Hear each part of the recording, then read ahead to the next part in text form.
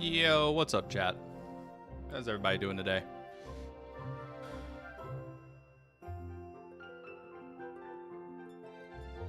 Hopefully everybody's doing well. Been a hot second. Had to refresh myself real quick. So we left off, we just beat the boss in the Citadel, or the castle, and then we unlocked all of Maya's moves and attack sets, and we got the Aqualift bath back. So, oh, forgot to start the timer. Now we go back to the city.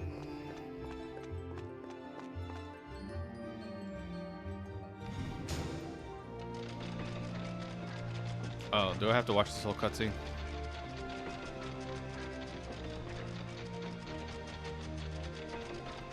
But why?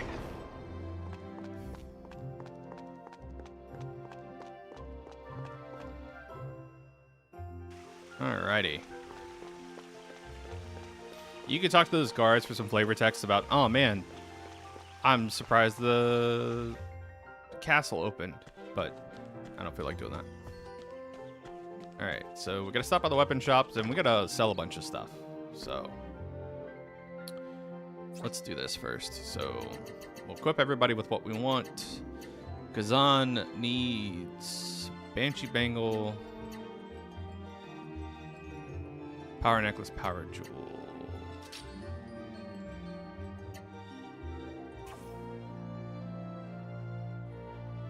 Maya needs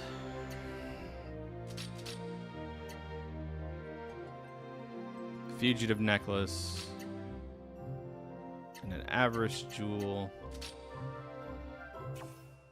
Lang can keep his stuff. Pole position, done. All right. Sell everything.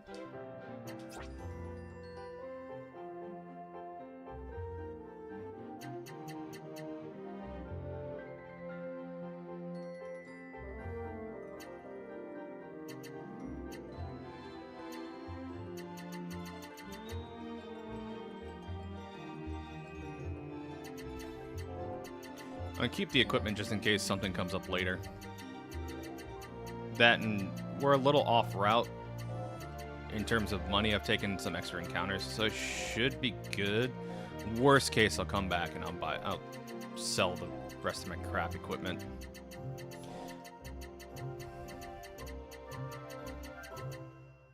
All right.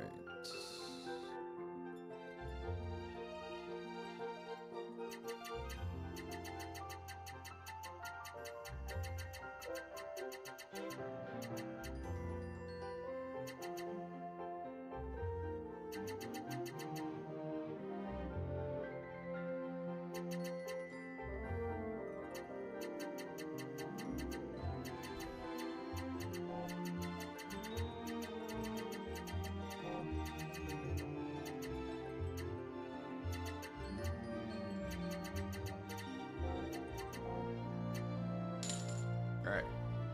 Now, buy Lizard Chest Guard.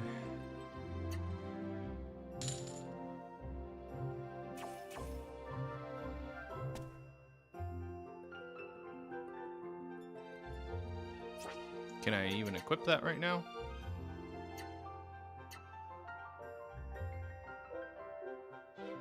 I can, but we'll see. Alright, now I need ingredients. So you're the wrong person to talk to.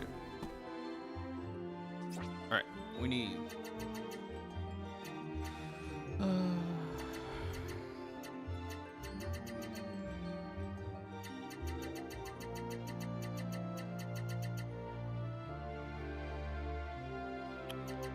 where's that curry set?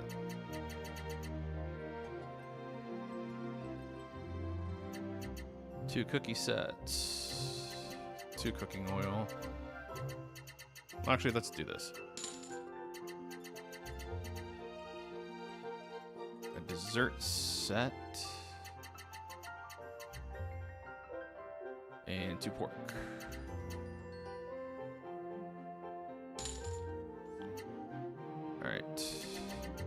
spices, herbs, red wine. This will be for atomic heat later. It's the best recipe in the game.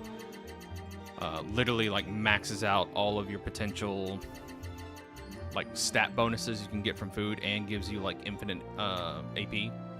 I think it's something wild like that. And this is for barbecue vegetables later.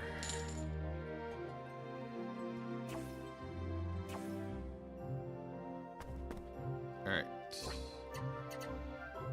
3 camping kits. A revival elixir. 20 flags of retreat.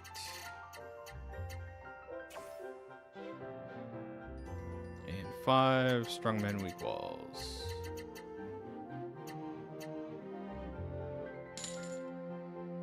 Alright. And now we're going back to Noel.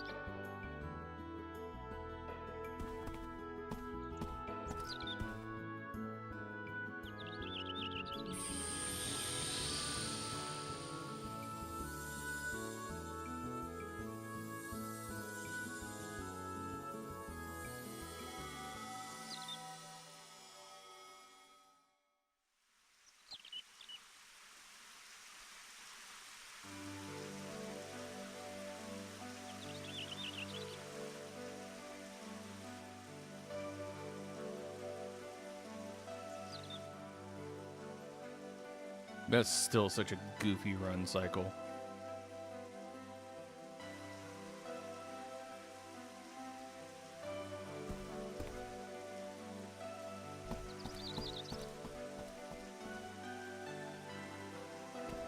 A lot of cutscenes happening here. It's a pretty big story moment.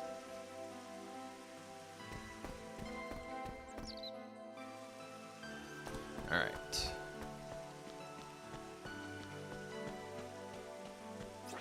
I need to check my abilities really quick. So I should... I'm looking for encounter down. Okay. So since I already have encounter down, I can escape from all the random encounters that I come across in the next section here.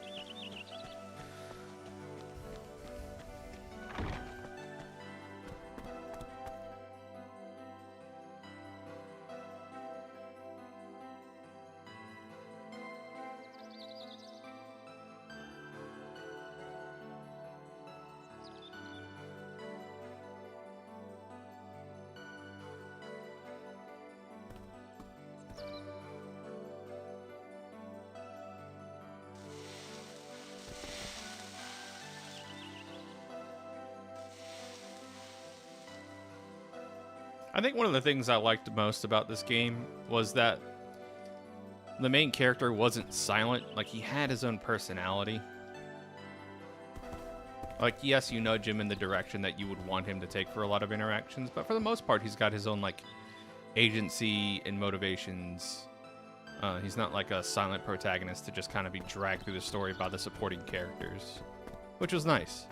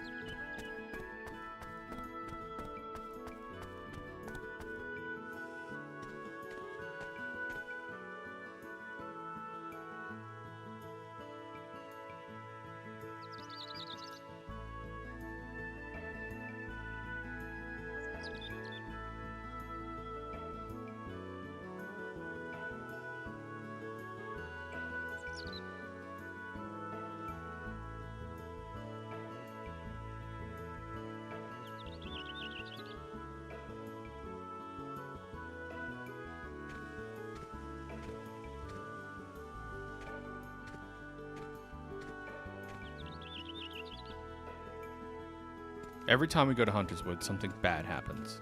I don't know why they even go to this forest anymore. Just find a different forest. Go to a different section, my guys. It's not worth it. We're 0 for 2 for that forest.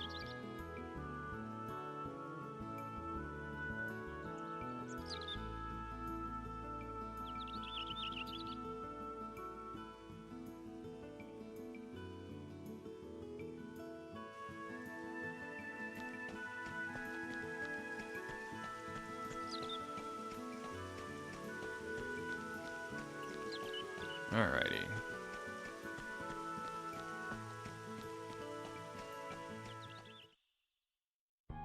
So we're gonna get tutorialized again in here. But I think we already have the skill that Kazan's gonna want to teach us.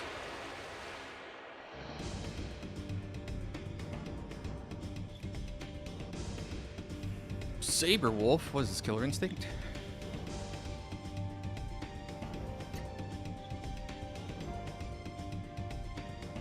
Oh, this is a hyper art. Okay.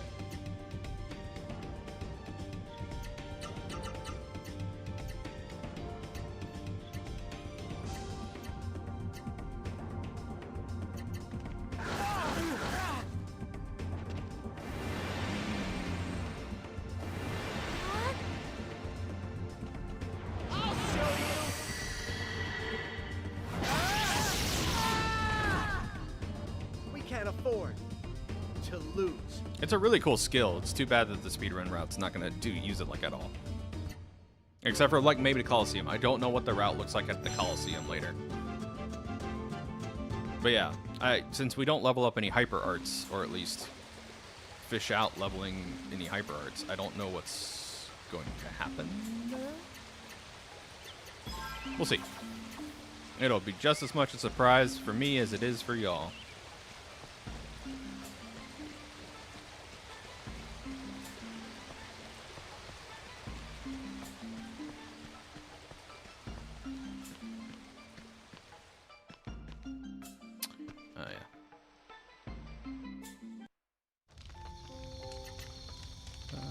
Curry.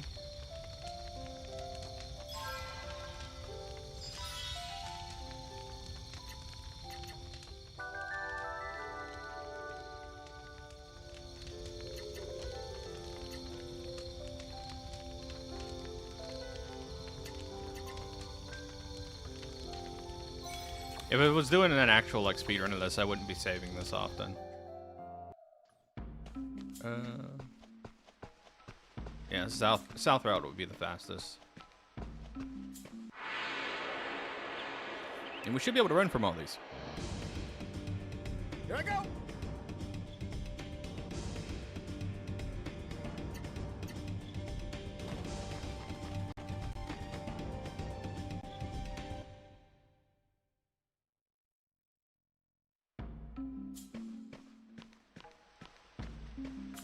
So the whole point of getting pole position in this route is so if we eventually come across a Lips encounter, pole position will make it to where he won't be able to escape from us. We'll get to go first. We'll just use a point card and burn him down using that and get our Lips tier.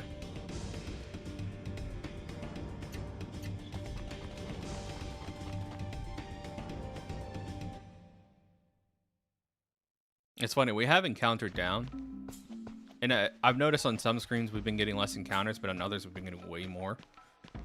Or not way more, but just a lot. More than we should.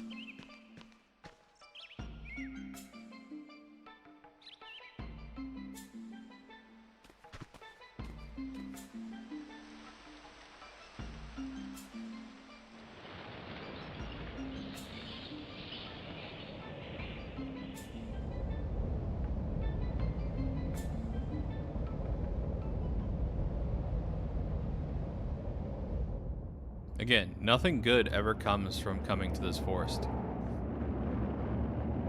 Ever.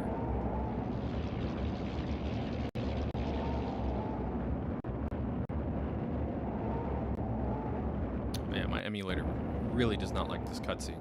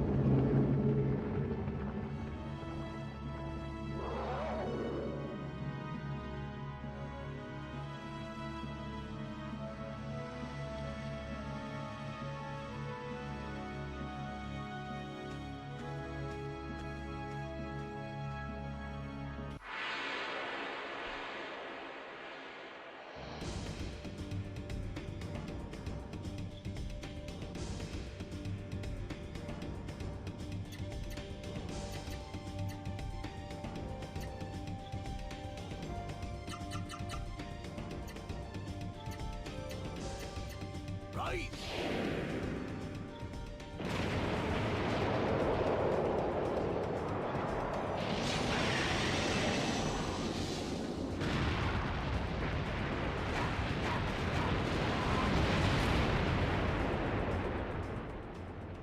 Turn that down just a hair.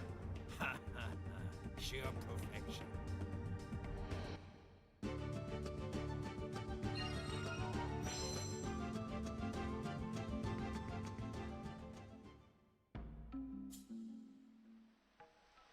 And now we have the black hole sun.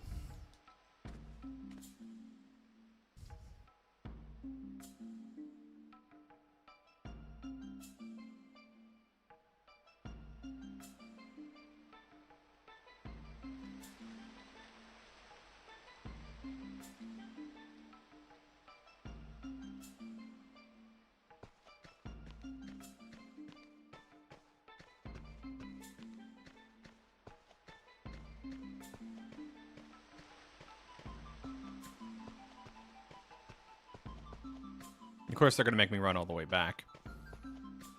I couldn't get a story warp.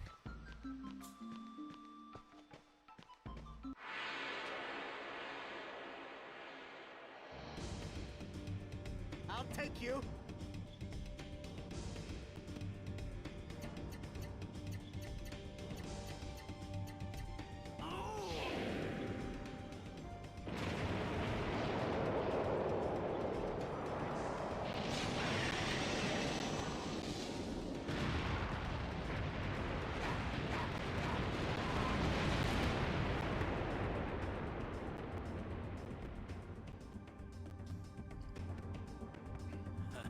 You made me thirsty.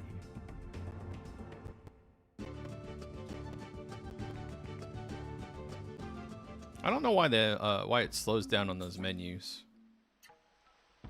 Nope, that's not what I wanted. There we go. Should probably grab some more magic powder.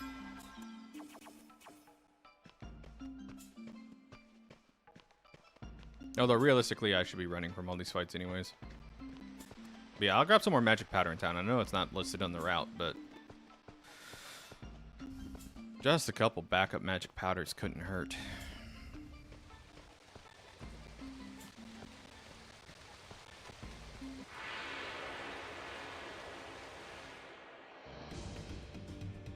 Don't waste my time.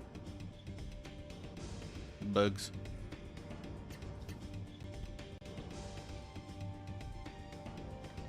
I have the worst escape luck.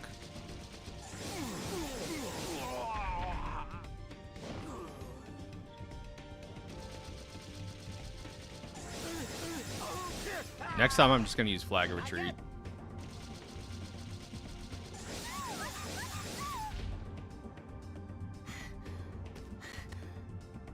Thanks, Death Tome. Appreciate it.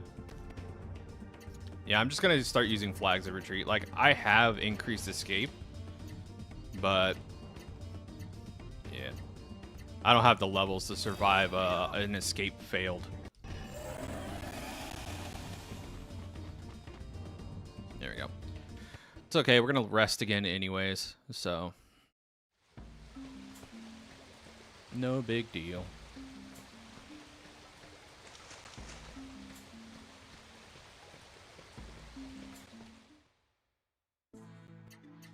Ah, the new overworld theme. Again, nothing good ever comes from that forest.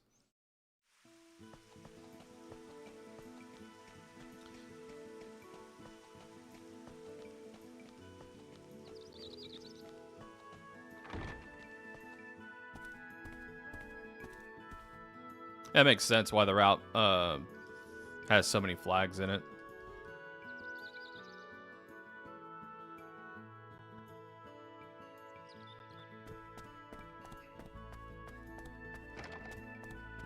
Take a nap. It's funny how much story progression is tied behind sleeping in the bed.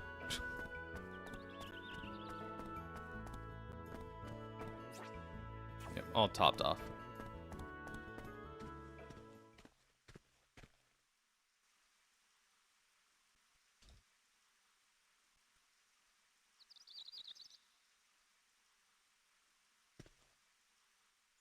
That's good to know.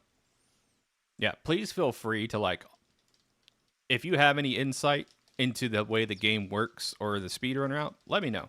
I have played this game before. You're not spoiling anything for me. I like this game and I wanted to come back and revisit it on stream and try out the speedrun route. So I'm more than happy to, like, take any sort of insight that anyone could offer, anything like that. Hopefully we get a Lips encounter before getting to Darrican.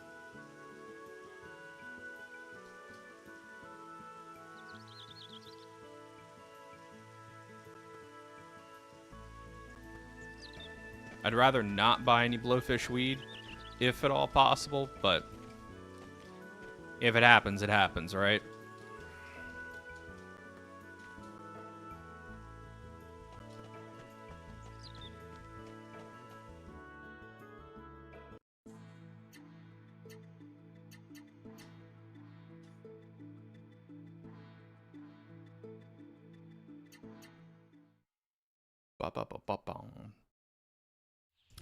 Went in before the timpani could kick in.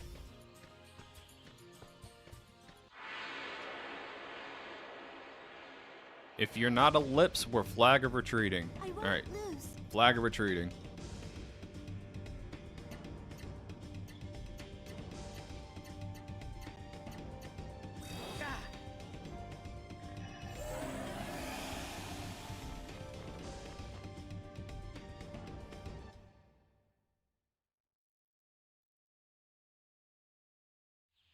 And thankfully, we got pole position on both Kazan and Lang.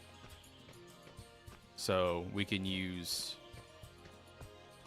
the point card when that comes up. If we get a Lips encounter. They're pretty rare. I have better things to do. Bad luck. It is what it is.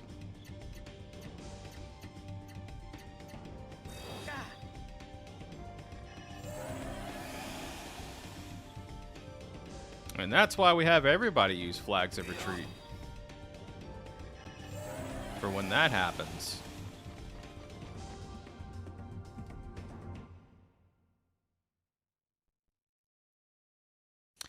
I'm so fucking dumb. I saw the name and I was like, oh, nice, an awesome viewer. And then I was like, I recognize the name.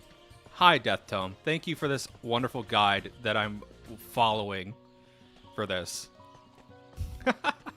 I was like, why does that name look familiar in my head? I was like, huh, whatevs. Sorry. Yeah, no, I've been following the guide on speedrun.com unabashedly. And I like said that on my first stream when I went through this. I was like, I'm going to follow Death Tome's route because I've always wanted to learn the speedrun route for the game.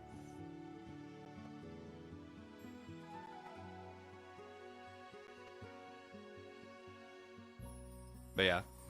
No, I don't need to take a nap here.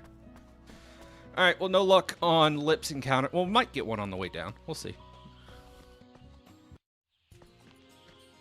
I still think it's hilarious that the character movement speed is just ever so slightly faster with Kazan because of his walk animation.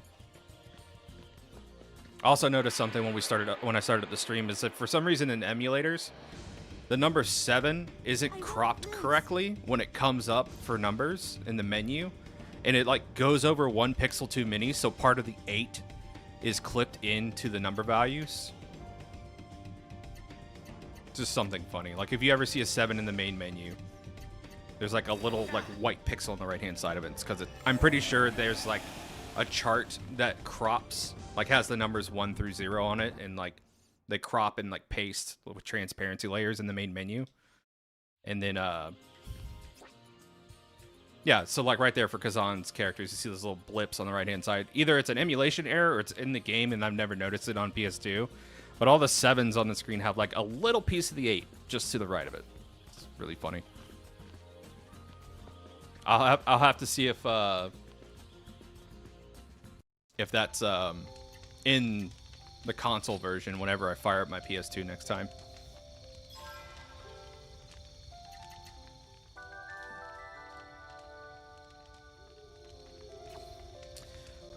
I didn't want to, but we're probably gonna have to go buy blowfish weed.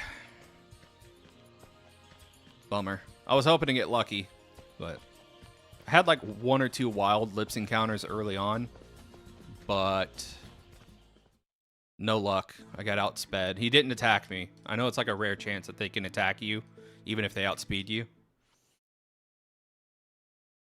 All right, Kenjiro.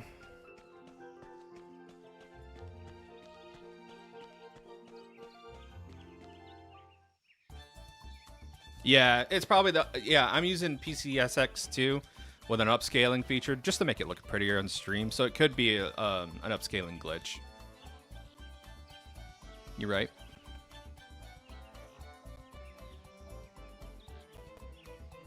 The game looked pretty back in the day, and honestly, the textures, they hold up pretty well now. Like, obviously, it still looks like a PS2-ass PS2 game, but it doesn't look awful. I think the stylization that they went for does a pretty good job, and it's like, especially the faces. Like, a lot of anime games back in the day just had like very few polys with textures for all the facial features. And I think they went a little bit on the extra mile for the character models in Legaia, and it helps in terms of like helping it age pretty well. It's by no means a masterpiece, but tools and accessories, 2 blowfish weed, and 15 more flags of retreat. Because we had this is all RNG. I remember doing this back in the day. And fugitive necklace needs to go. I keep pressing circle to try to back out. Old Xbox habits. When you swap from console to console, from SNES to Xbox to PS2,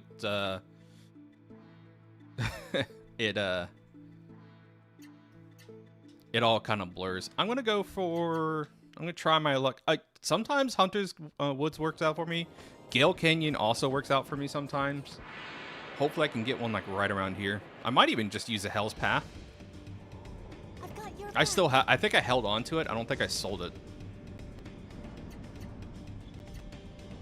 And I forgot to use the blowfish weed. So I'm burning flags here for no reason. But yeah, let me pop a blowfish weed. Should have used that before getting into this fight. Yeah, okay.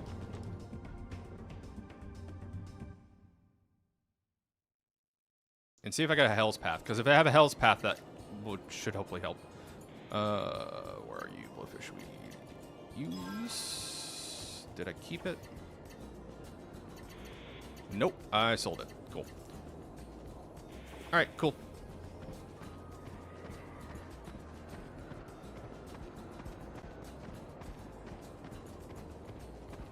I might. So, full transparency, I'm pretty big in the Mystic Quest randomizer speedrunning community right now. Not speedrunning, but like, you know, racing and being part of that community. I've always loved this game, though. The big hurdle for me is I have kids. So I have a 3-year-old and a 4-month-old. So I don't have a lot of time to sit down and grind this out. But if I ever find time, I might genuinely take this on as a speedrunning game. And even if I don't get like high board times, being able to potentially find any sort of improvement or being able to show it off at an event would be fantastic. You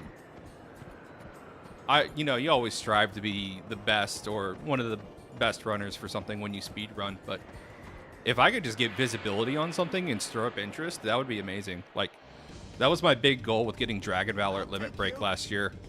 It was such a small scene for speedrunning and such a niche game, and I'd been running it for like years. So to finally get it up on the stage and drum up interest was really cool for me, even though I don't have the world record time anymore. But yeah, if I could get this down to like single sittings, like even if it's like 5.5 hours on like weekends or something, if I have the time to do that, I'd be interested for sure. How many encounters does blowfish weed I guess I don't need to know now, but for future's sake, like how many encounters does blowfish weed last for? Like, I forget, is there a message that tells you that it's not being effective anymore?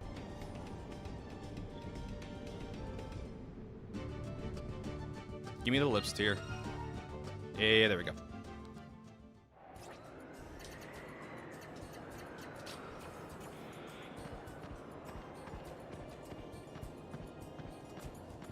I think the biggest thing about running RPGs is the menuing, honestly.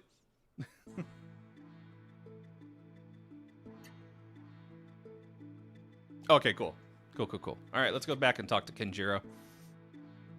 But yeah, no, doing it in bursts would be nice. Like practicing in bursts. I might do that in my free time. And especially since the emulator's playing pretty nice with this, I could set up states for practicing certain chunks of the game. Honestly, is the shop menuing is going to be the biggest hurdle to like memorize, but you know, having a guide open.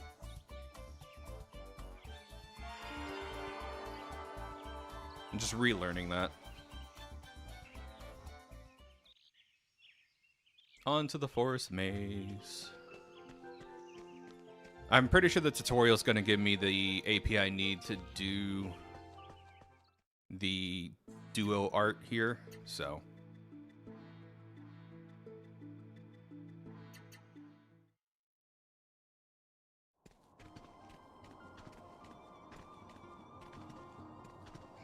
I think it was an emulation thing. I could see the shadows of our characters in like some of the fog before they entered scene. I never noticed that before. But yeah, I noticed that this is pretty well scripted out. Yeah, it's so much. Like, especially those first couple crafts with the accessories. Like, that's such a long chain to get the accessories you need to set up the run. Like, I would be super impressed if someone memorized that whole chain and could just burn through that menu. Probably not me, ever. I have to have, like, a laptop or something to tell me the chain. Yeah, that's what I thought. It gives you full AP for this. Yeah. Airborne Fury, very bar, blah blah blah blah blah blah blah blah blah blah blah blah blah blah blah. Tandem attack. There we go. Down, left, up, right, down, left. Do a windmill.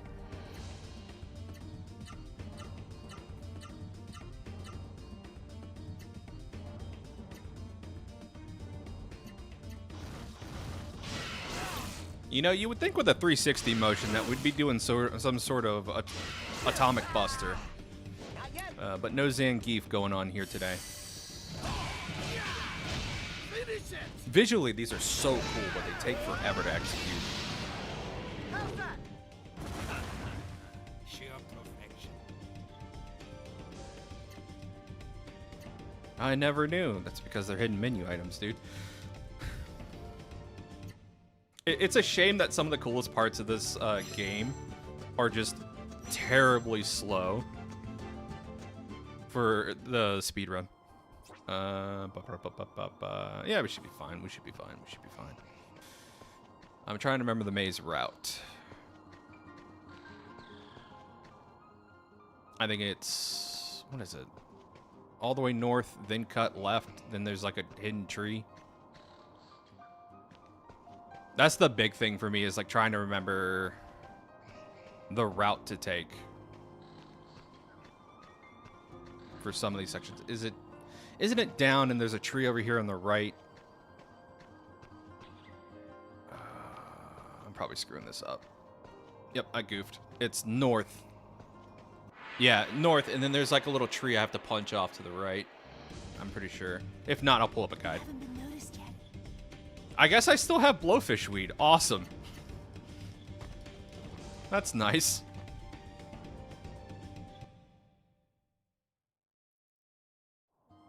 Oh, there it goes. Blowfish weed wore off. I didn't realize you could get a lips encounter in here. That might actually be cool for the route. It's like, if you can... No, never mind, because you need the blowfish. You need the lips to get it here, so... Boo. Frick. All right, yeah. It does not. Force Maze just says length tutorial, escape all encounters with flag retreats, pick up the attack booster at the end, bottom right hand corner before reaching So, yep, here it is though. Yeah. So it's north, west, north until you see this little tree branch. And then you should. Thankfully, memory kicked in here. I remember getting lost as a kid in this forest. I walked by this branch like 1,000 times before I realized where it was. And this might not even be the right path. Nope. I switched too soon. I switched back too soon. There we go. No, this is. Okay, yeah. I was like, is this the one that takes you to the camp? But no, this is the one that takes you to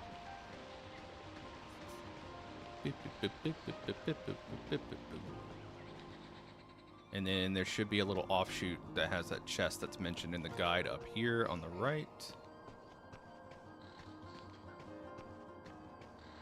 There's our apple. That's for a quest later in the game that we're probably not going to do.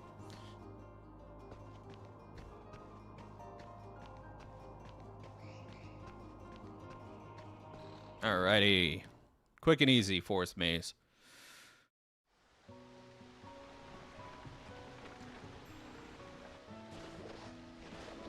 It's funny.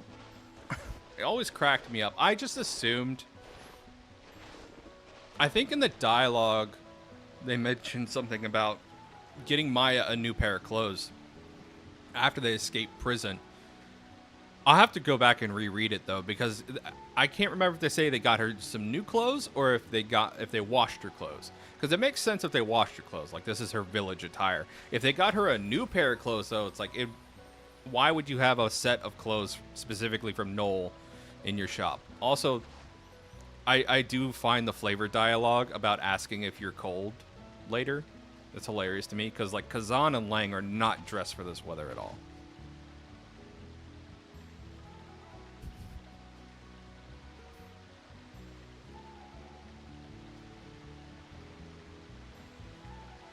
God, this music is such a vibe. It's so chill. If I could get it on Spotify and just put it on my chill out playlist, I would absolutely love it.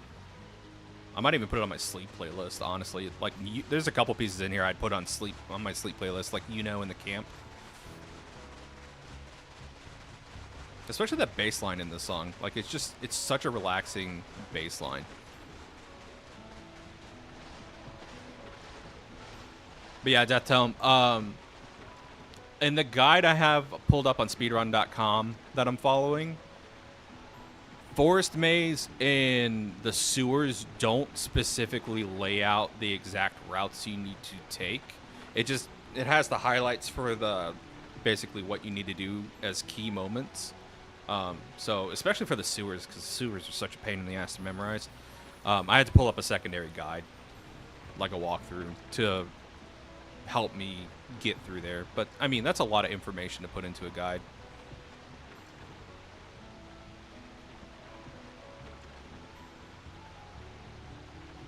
Honestly, I think the sewers is a huge, like, stumping point for new players or players just playing this casually. It's like, you get lost in the sewers for such a long time. I mean, the XP gains are good. So that might be why they designed it that way, is like, you will probably level scale in the sewers by virtue of just getting lost.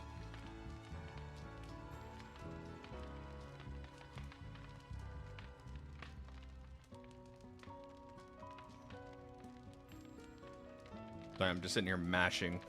I'm glad I put my button mapping, like my inputs on the left-hand side here. You see how much I have to, like, mash through menus to make sure we're getting through this quickly. I can't remember if triangle helps you proceed as well. Probably does. But by habit, I always mash multiple buttons. Just because, just like with fighting games and RPGs, if you mash multiple inputs to progress, you're more likely to get a frame one input.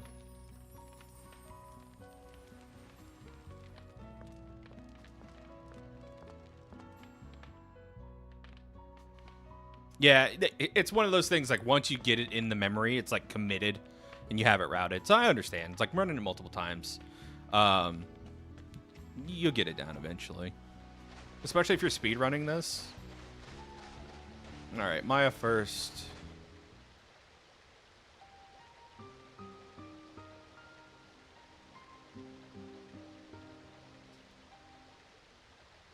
Sag. Do we have to talk to her twice? Yes, we do. Okay. Find Kazan. He's in the house, I'm pretty sure. One of the houses. Not this house. Hold on, I think it's back this way. It's this house? Nope, not this house.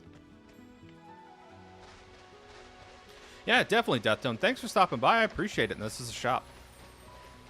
I'm trying to remember which house it is. But yeah, I appreciate you stopping by. I hope you like the VOD. Yeah, this is the house. I hope you enjoy the rest of the VOD.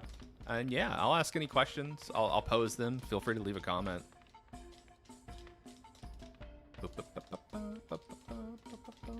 Sorry, this music is ingrained in my brain, not because of this scene, but because it plays at a special place later. I don't think the speedrun goes there. We'll see later. There's a secret shop you can unlock that gives you a ton of items. Like, really good late game items.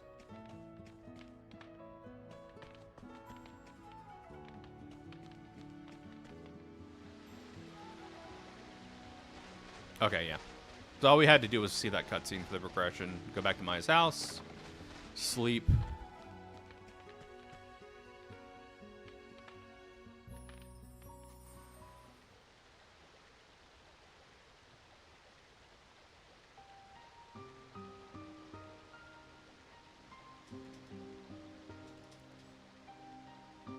There's a lot of really good backstory in here. You learn about Kazan's involvement in Noel and specifically Maya's family and the guilt he carries about the incident.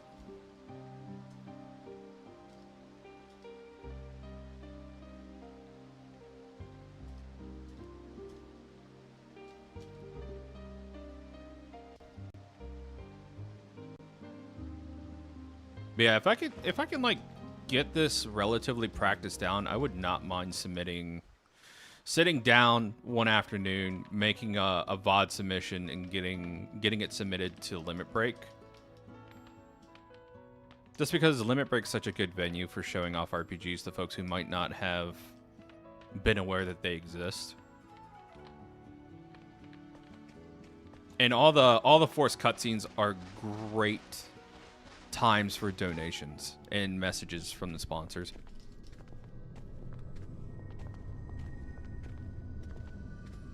And then, you know, of course, if they run out of stuff to say or speak about, you know, talking about the lore and what's going on. Always a great time killer.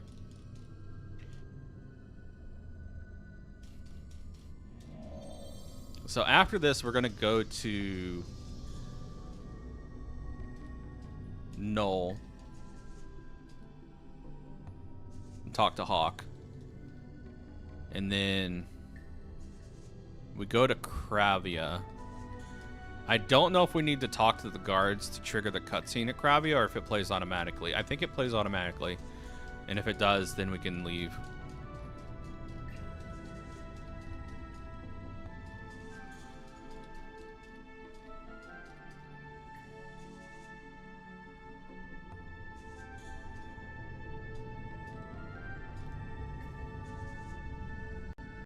This is a long cutscene, chat, so buckle up.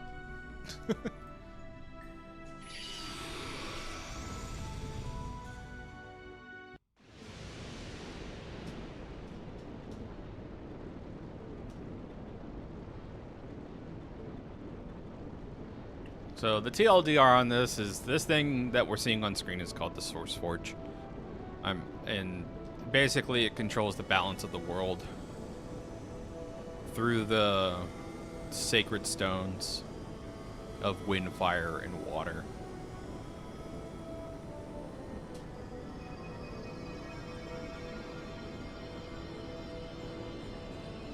And then you arrange the stones a certain way and then you put them back in their respective places so no one can mess with them again. But Avalon stole the crystals, rearranged their order in the Source Forge, which caused the black sun to appear.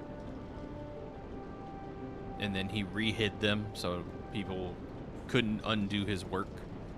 But he also did it as like a challenge to us.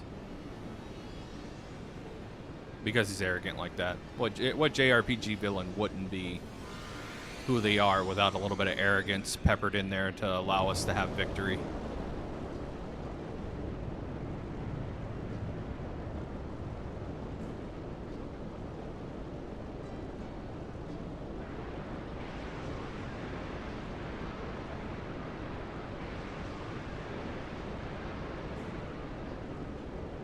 So the crazy thing about this all these cutscenes in the game, I went back, so between part 1 and 2, I had a stream that had catastrophic failure. Like, it was just awful. I had like 6 network drops, and it was a huge issue. And long story short, I had to replay the opening of the game. And of course, I replayed it at like double speed because you could do that via emulation. And what I noticed is, like, if you play the cutscenes at double speed, a lot of them just work. And they work way better than at their vanilla speed. So like right there, that hang between those 2 dialogue boxes did not need to be that long. And some of these little animations that the characters do not need to be as long as they are. Some of them are entirely too long. So playing in the double speed, they actually look a little bit more natural than at the native speed of the game. It's just a little funny thing, since we're trapped in this cutscene anyway, that I've noticed.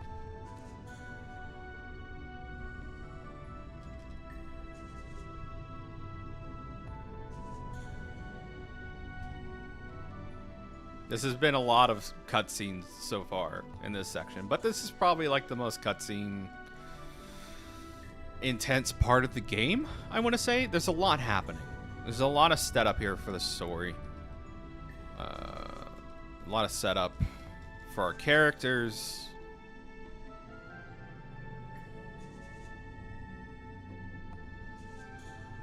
I'm trying to think if there's any other cutscene heavy portions of the game that are nearly as bad as this.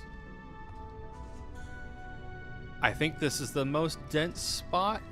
There's obviously other cutscenes and like story spots. I don't think any are this long though.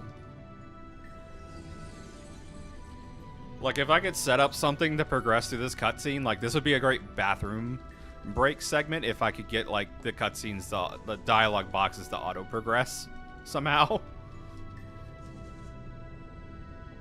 I'll have to go back and watch the VOD and retime it, but I'm pretty sure this is like easily like 20 minutes of cutscenes between them all. All right. Now I gotta talk to this.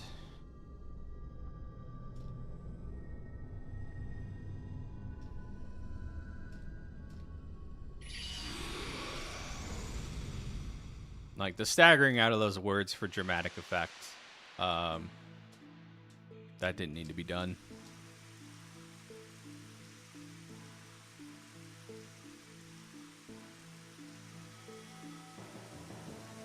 So now the stone is going to reveal to us the positions of the 3 sacred stones.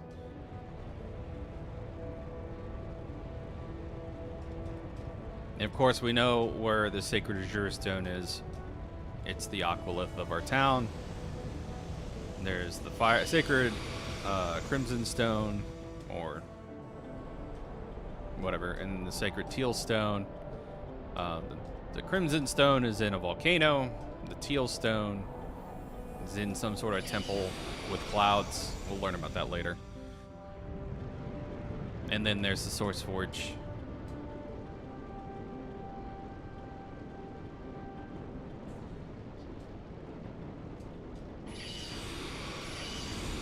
Effects.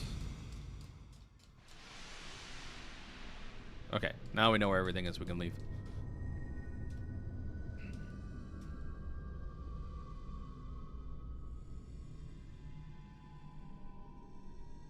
Here's my beef with the story here. And it's like a little beef, but I mean, I think it's a valid criticism of the story. So we're about to go back to Null and get the Sacred Azure Stone, which has been stressed multiple times in the story to be literally the only source of water for this valley, this town in the Valley of the Mountains. Like, the only reason that this town can even exist is because this is their primary source of water, and rainwater is not sufficient enough to sustain it. So instead of going to get the other 2 stones first and saving it for last, we're just gonna go yoink. I think you could press start or something. Nope, never mind. I thought you could speed up the... Maybe it's triangle. I'll try it next time. There's a way to speed up overworld movement, I think. But yeah, so we're gonna stop at our town first that we fought so hard to save literally like minutes ago. And we're gonna be like, hey, yeah, I know I brought back hope. I need that stone again. Sorry. And I mean, they paint it pretty well. The gravity is not lost on our party, and especially with Lang. Like, he understands how much of an ask this is, so I'm glad that's portrayed well in the story. But, man, you could have just, like, left it. Like, you could have came and told them of the situation. Like, look, after I get the other 2 stones, I need to come back and take this for a bit. And, like, left it here. That's just me, man. I get what they're going for story-wise. Like, they needed this to be a dramatic moment and... like, a moment of conflict for our characters. Like, the hard choices set up stakes. But, man, why not just leave it? Just leave it.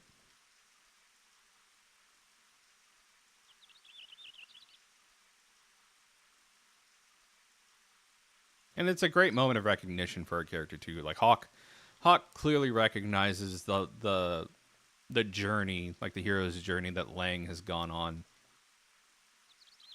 and is going through currently.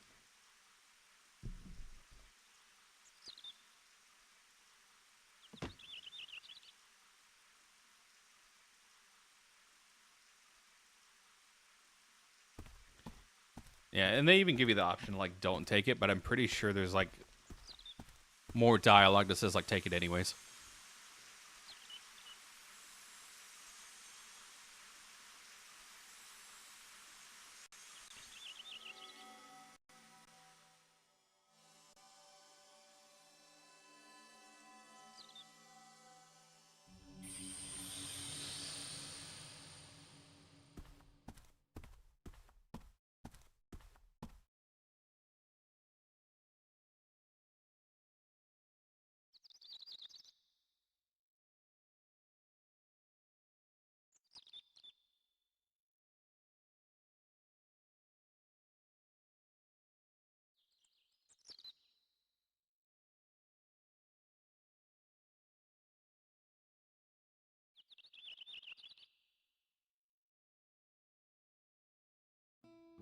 Alright. So now we can leave. It's a big ordeal. Yeah, the pyrolith and the... I forget what they call it. Alright, Kravia. Can I... I'm sitting here mashing buttons to see if there's a way I could speed this up. I thought there was a way you could speed up overworld travel. I must have been mistaken. Okay, yeah, and then there's an immediate cutscene that plays here, so I don't have to trigger anything. We could just leave. So we learned that basically the entrance to this trade city and the only way to get to the other side of this mountains has been blocked off by order of a Duke and Derrican. Stop by the inn. Pretty sure, yeah. The game does its best to draw your attention to this. Like, so if you, like, put this off, you won't be able to progress. But, like, the game's pretty much like, yo, you should stop in here. There's something going on. And this is where we get our 4th party member. Probably one of the best, honestly, one of the best characters in the game in terms of strength.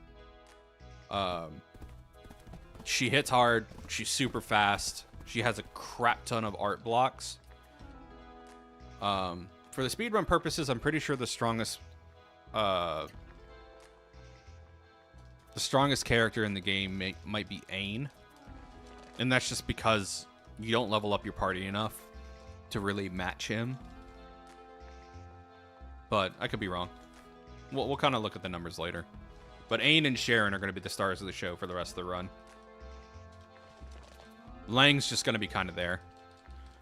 For now, it's going to be the Lang, Kazan, and Sharon show. Maya, just like I said, I love her as a character. Conceptually, she takes way too much effort to get up to be anywhere near as good as the rest of the party.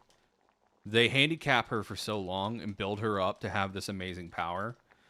And then by the time you unlock her power, she's so gated back progression-wise and stat growth-wise that you need to like invest in her heavily to get her up close to the rest of the party. Which is a damn shame. Like I said, I really like her as a character. Sharon, I like Sharon as a character too. I like how bombastic she is. Like, she's a refreshing change of character pace. Like, she is kind of tropey in terms of like the confident, overbearing woman. But like, there's other aspects of her character that shine through. I like how straightforward, but also like well thought out she is. Like, she's obviously a woman of action, but she doesn't do it stupidly. A lot of times, like, yeah, she has moments of like, well, duh. But a lot of the time, like, you find out later she's a captain of a pirate crew, and I think a lot of that shines through. Like, she has experience behind that gruff personality. She's obviously like emotive and bombastic, but like there's real thought put into how she does things. Also, she's fucking hilarious sometimes. That gag never gets old. Like, I don't know why, but I always chuckle at that.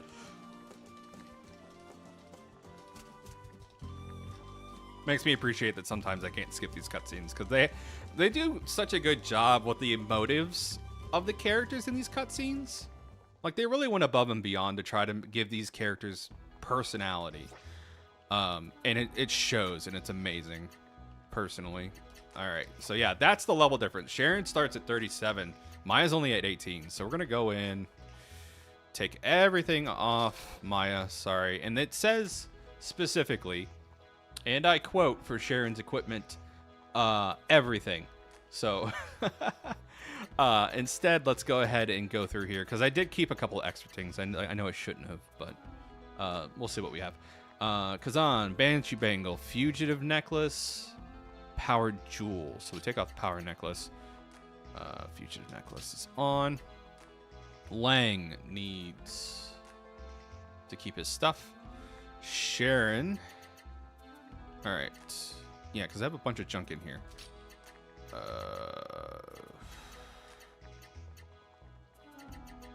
Jab Charm. Average Jewel. And then we'll put a Power Jewel on here. Okay. Because I'm pretty sure we need high power. And we'll put an Armor Bangle on too. Okay. I'm pretty sure I don't need... Wait, hold on. I thought I put something with high power on her.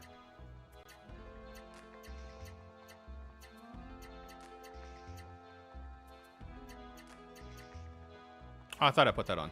Whoops. There we go. Okay. There we go. Yeah, we're going to need that. Art Attack up is really good too. Okay. Okay. All right. That's all set. Art Attack and high power. Yep. I kind of figured that was... Yeah, she does. Let's see. Now we're on to sewers directly. Cool. So, back to the sewers. In the guide here I have from Death Tome, it has some of the like solutions put out, but they're kind of... We'll see if I can read these correctly. If not, I'll pull up a secondary guide. It's no big deal. But like for the first puzzle here, it says 1-X-XX-1-11-X-X. We'll see if I can transcribe that. If not, it's what it is. I can't remember if Sharon or Kazan has faster overworld movement. I want to say Sharon does.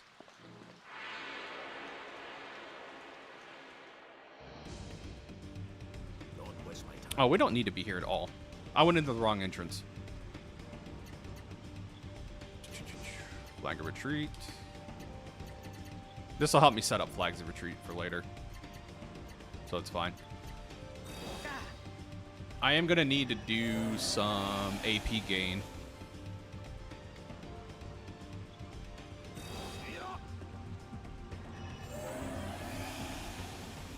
There we go. For some upcoming attacks or upcoming fights.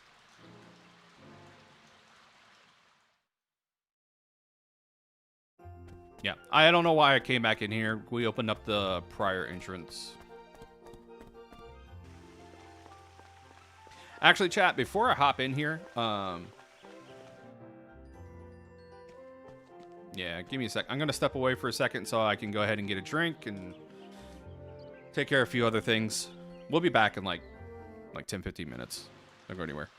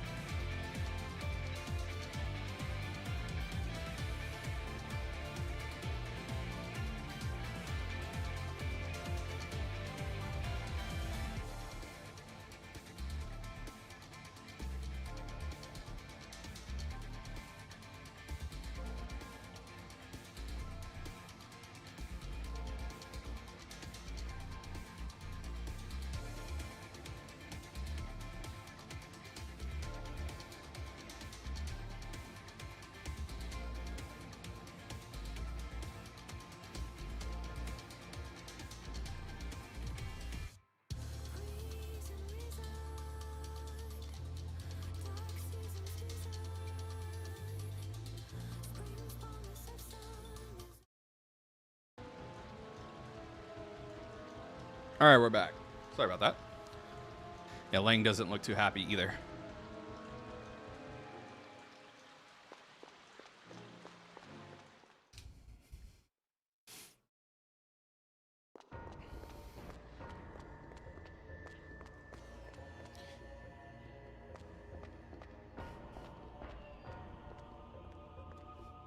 I'm trying to see who's moving faster, Kazan or Maya. I mean, Sharon.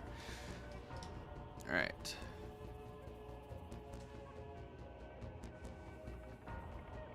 So here we learn that Sharon's origin is the origin of lightning, a road.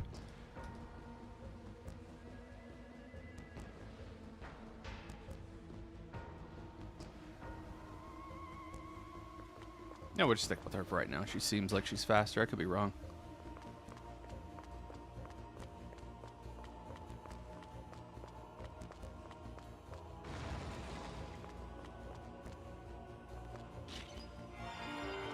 Prison key.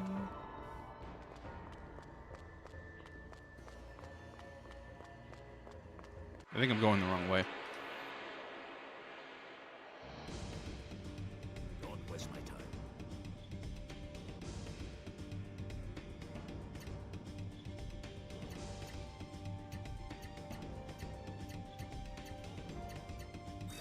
Did I just use my point card? Okay, no. I saw point card pop up for a second. Let's see. Cutscene. Right up. Okay, yeah. I went the wrong way. So we just go straight up.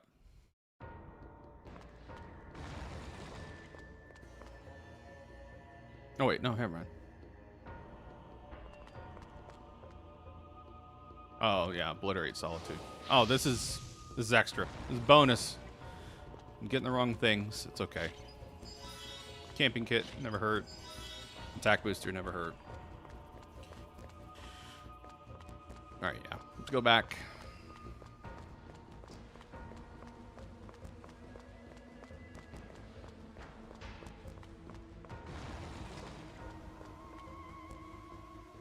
Alright, so...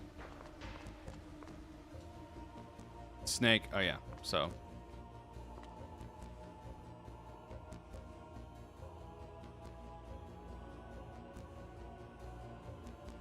I think we're supposed to light up everything but everything that's supposed to snake. I could be wrong.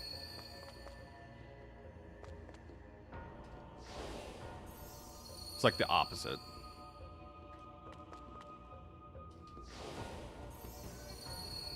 I could be thinking of a different puzzle later, though. Yep. Yep. Okay. Alright. Right. Take the platform down. This is just faster.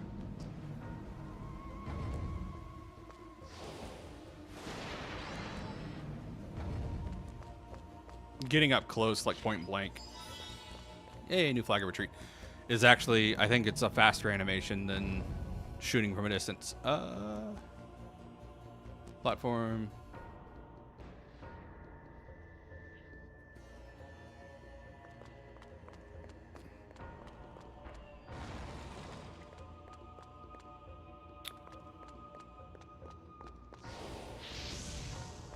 Light these.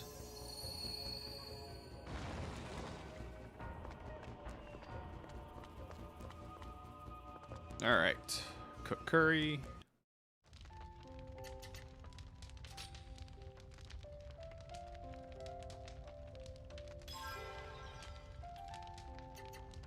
Wait. Rest. Then save. Cool.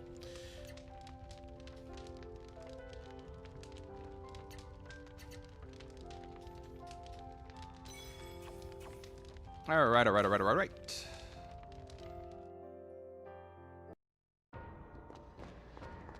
right. Now we go up through this room. There's really no other way to go.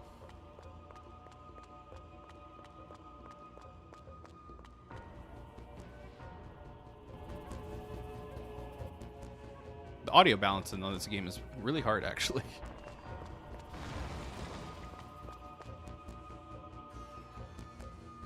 Oh, yeah, yeah. Okay.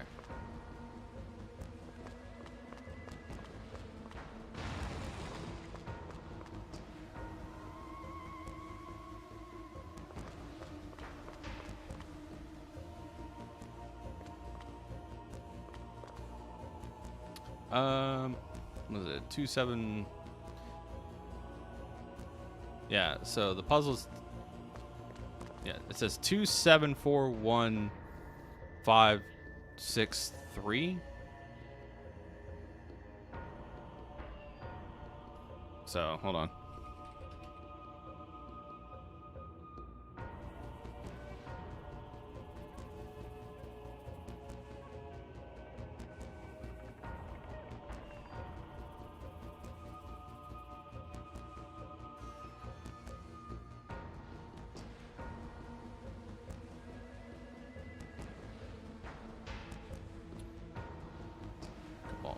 Oops.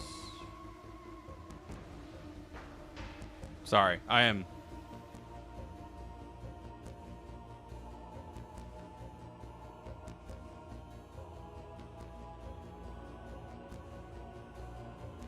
All right, here we go. So, rainbow. Okay. Red, orange, yellow, green, blue, indigo, violet. Okay. All right.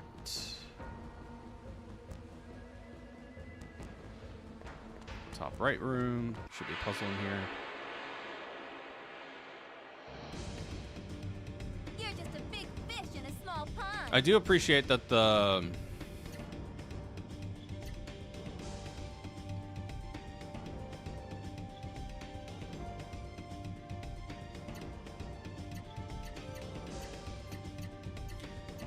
puzzles are put in. This next puzzle is it's clock-based positions. It's put in military time though, which is universal for European audiences too. So that's nice. Nice little consideration in the guide. For folks who don't do American time telling, where we basically reset to 1 after 12, I know that can be kind of confusing for folks. All right, so we need the light. 1, 3, 5, and 7. I don't know what happened to my brain there.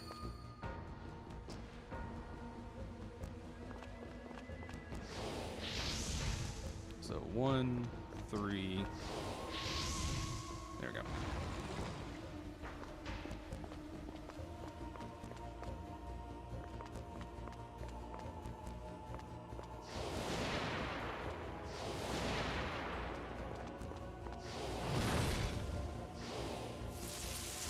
Yeah, it's a much shorter animation. I don't know if the time save of running up to that button would be possible. But yeah, it's such a shorter animation to get point blank on those buttons. But obviously, if the time save is, you know, not having to run up to it and then run back, it's something to consider. I'd have to, like, time it. All right.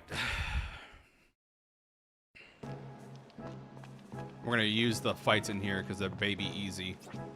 Or should be. I mean, these guards are pretty weak.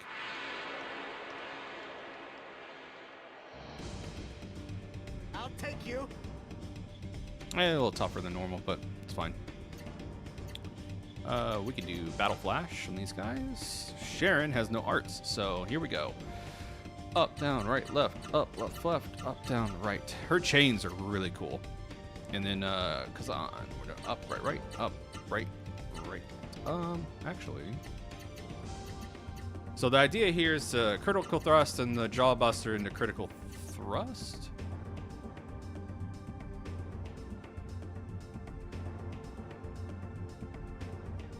Yeah. I was like, what? I guess I didn't read it right. That's my bad.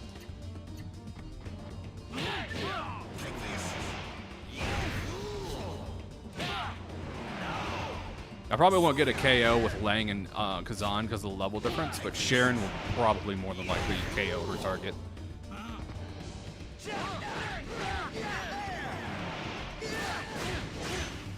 Bang!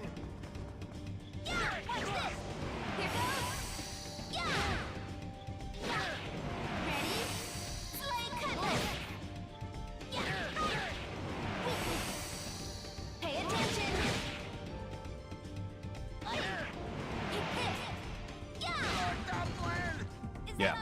No, Sharon's art chains are so easy. Like, out of all the characters, I think her arts chain into each other the easiest, which is one of the reasons why it's what makes her so satisfying to use as a character, because it's like all her stuff just connects. Like, I don't think there's a single art that you could start off with that doesn't chain well into another art. Like, couple blocks worth at least. Yeah, Lang's follow-up should KO this guy.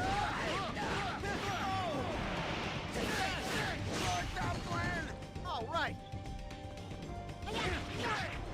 These guys' propensity to block kind of POs me, but it is what it is. Like, you do so much overkill damage to cover that it's not a big deal.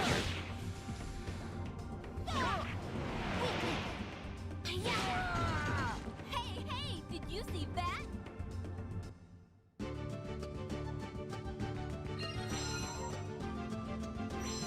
There's our arts. We try to acquire as few of those as possible in this speedrun route. Let me see if I can equip Lang, because I've gotten a couple level ups that I shouldn't have gotten. Yeah, we'll take the defense bonus. Everyone's AP should be maxed. Yep, everyone that is important enough. Cool. Yeah, we don't need to max out Lang's AP. He's just, at this point, he's the main character that we can't swap out. That's his role. He's not a terrible character by any means. It's just in the speedrun route, we don't invest the time to grow him appropriately. Here I go. Gold Warriors. Word.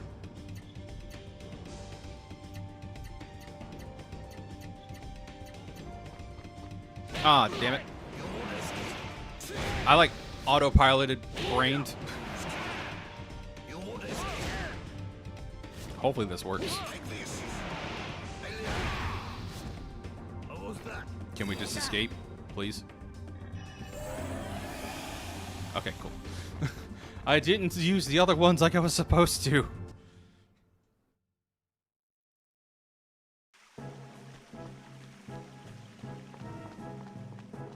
Alright, now we need to go through... I'm pretty sure that bottom door is down here.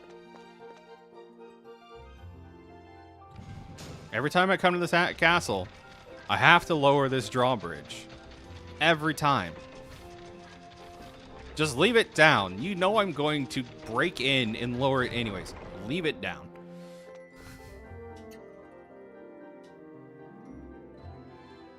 Alright, so instead of taking the top route, we're taking the bottom route this time.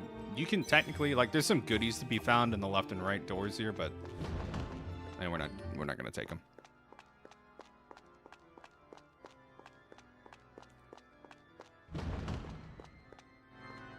So here we're going to fight the big man himself, Bubba, who does his best Elvis impersonations with his dialogue. And Bubba's set up with 57,000 HP. So as long as we do this correctly, we should be able to one-shot him.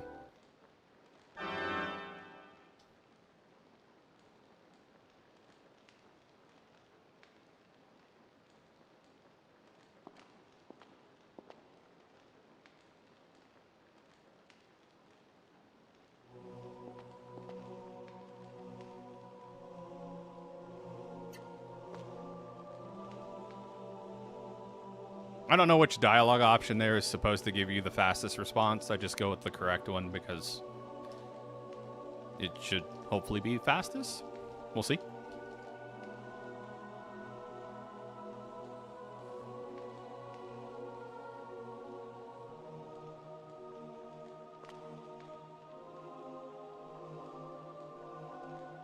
I'm a little curious on some of these facial animations. I wonder if they do a model swap with the new face, because sometimes like you'll see the characters animate and the faces will morph to give the facial expressions, and other times they'll snap. So I wonder if they do like a snap in for some.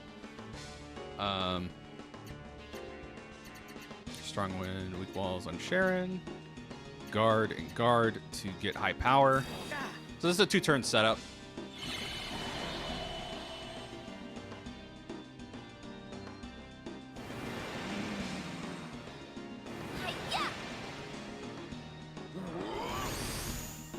And here we're going to be switching primarily to dual arts. So Sharon, left, down, up, right, down, right. Yeah, left, down, up, right, down, right. Yep, okay. Kazan is a new variable art for him. Up, left, down, right, up, left.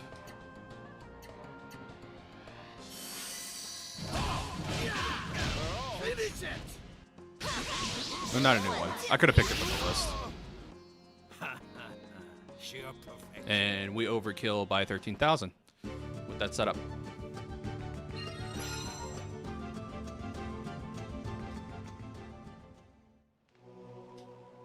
Art XP, I think, is a skill that lets you level up your hyper arts to their next tier faster. I have to read it.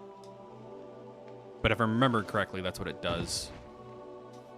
So yeah, we beat up Bubba. This will be the first playthrough where I haven't given him the friendship ring back. I don't know if that does anything for you. I've never like looked up to see if the friendship ring like makes him hurt you less, or like, because I think you can fight him again in the Coliseum. I don't know if it like changes his interactions with you at all. I never really looked into it. So in the chat, tell me if doing something, if giving Bubba the friendship ring does anything, or if it's just something nice to do, flavor, like world flavor wise.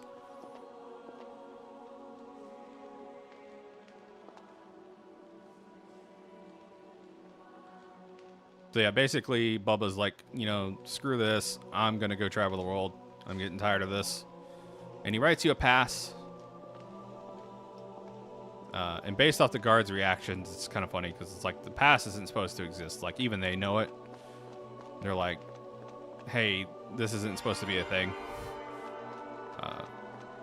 And it's funny because like only people with the pass can enter, but as soon as you show up with the pass, they just leave the doors wide open for everybody to come in and out. They're like, eh, whatever. Like they just kind of give up on the whole thing.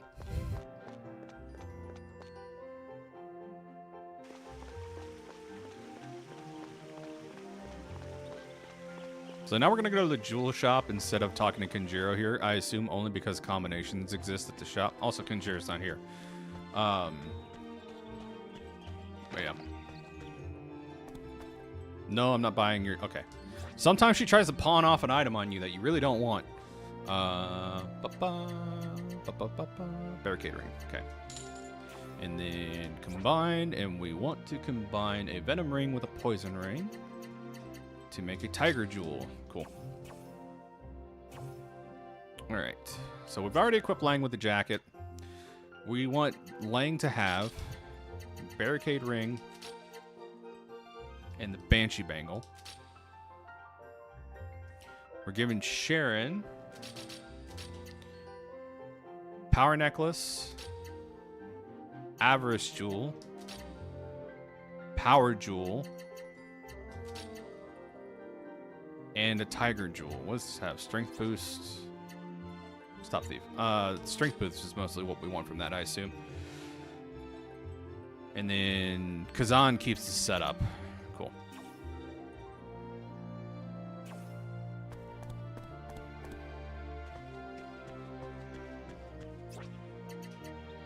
Almost left without putting the skills back on. Okay.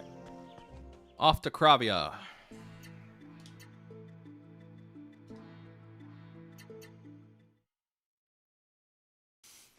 Alright, we've done all the equip setups, so... Yeah. Put the sticks down before I blow you up.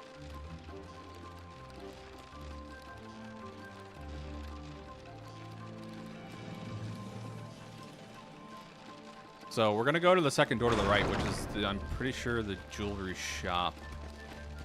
And unfortunately, there's like a little girl manning it. We're gonna steal the stuff from her shop, since she can't stop us. Sad but true.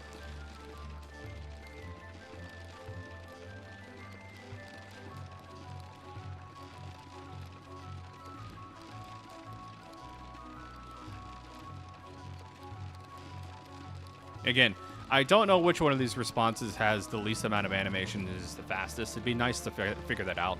Like, I'll set up some save states and I'll figure that out later. Because, like, a lot of these dialogue choices, there's very little impact in the animations and stuff, but some of them are longer than other. I'd be interested to see, like, the optimal dialogue choices for every dialogue option in the game. But obviously, it's a task.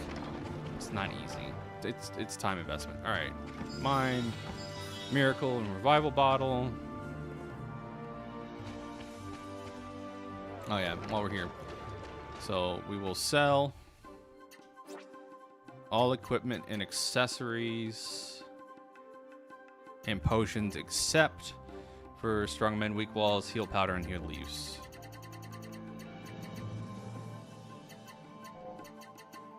We're trying to get cash for something later, I'm pretty sure. Money routing's super important here. Don't need this. Heal Powder, Heal Leaf, Heal Potion, Heal Bottle. Restore Leaf, we'll keep those.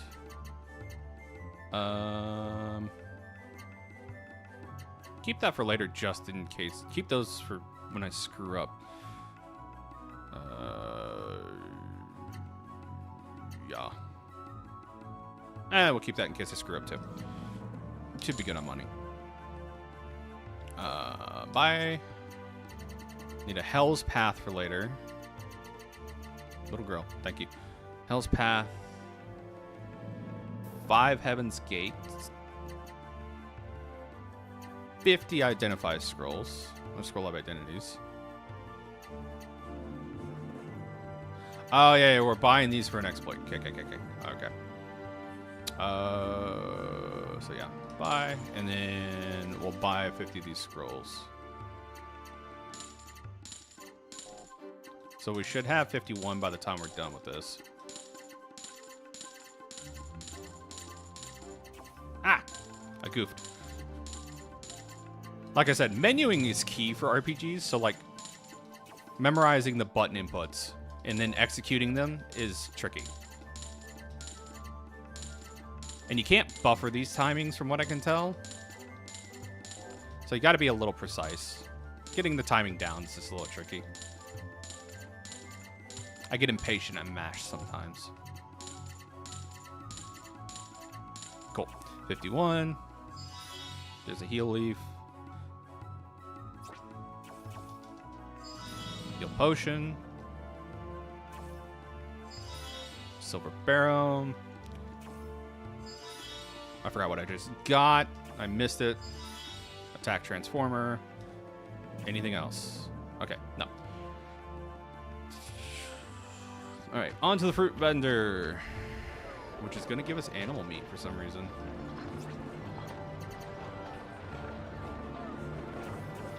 Oh, yeah, never mind. All right. Animal meat, 1. I'm pretty sure that's for atomic heat later. Accessory vendor, that's the weapon shop. Where's the accessory shop? Oh, the accessory vendor's over here. And I need 3 saintly orbs. I'm pretty sure it's this lady. Yeah. Or 3 sanity orbs. Saintly orbs. Oh, I had it right.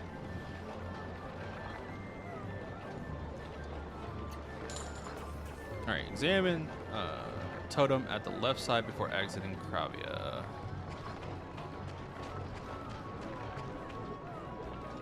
So the signboard. This will tell you where the Thunder Mines is early. It'll let you basically get there sooner than you would need to. You basically skip going to Tanza almost completely if you examine that signboard. And then you realize that this is the same town from the flashback at the beginning of the game that Avalon was born in.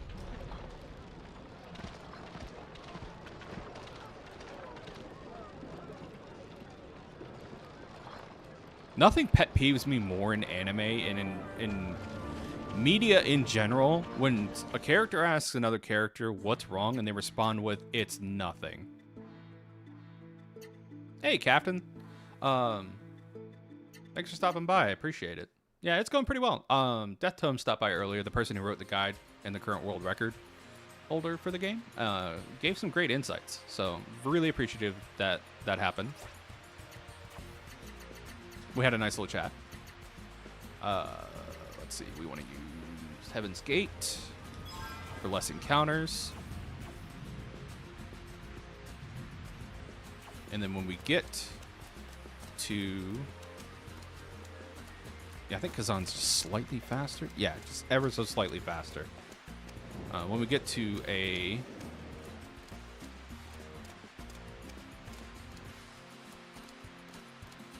I'm going the wrong way. Yep, I am 100% going the wrong way. I think you have to climb up, then hop across. It's been a hot second, chat, like I said.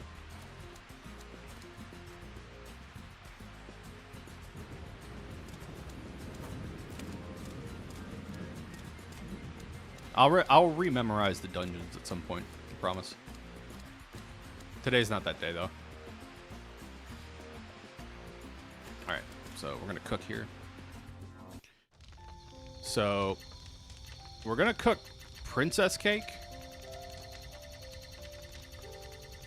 If we could find it. Did we goof? I think we goofed.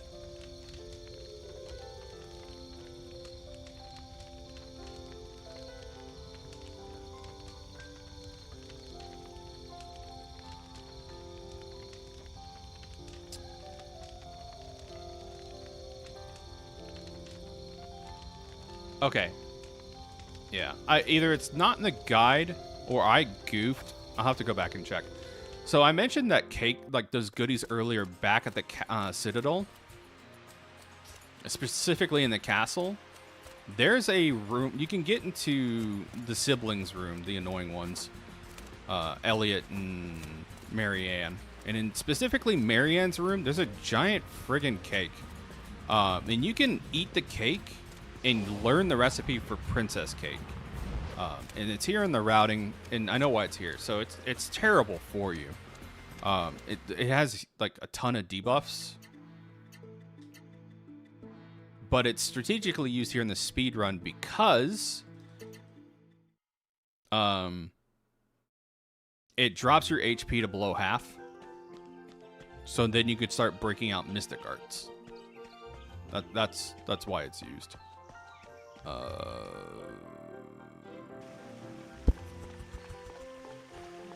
So I am going to go back and I am going to go buy another Heaven's Gate.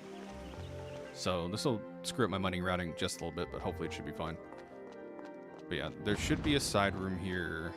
Not here. So unless I missed it earlier, I might have missed it earlier, to be honest. Back when I went to go fight the Mighty Balkan.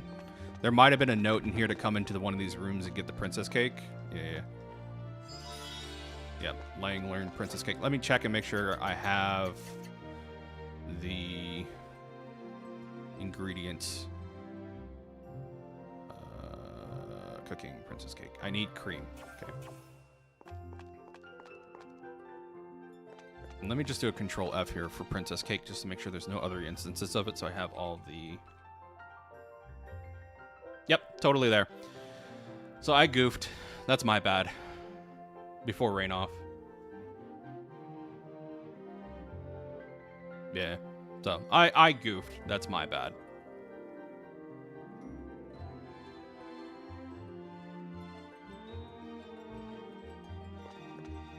Okay, and I should have everything else. I just missed the cream in my previous shopping. So yeah. Poor reading skills on my part screwed that up. Happens. Thankfully, I have enough backup items, like high value stuff I haven't been selling, like the revival stuff. So if we get a little short on money routing, I could sell that stuff and make up for it. So not a huge loss, just a lot of messed up, a lot of time from goofing and misreading the guide. Like, I'm pretty sure my brain blipped and just skipped a line.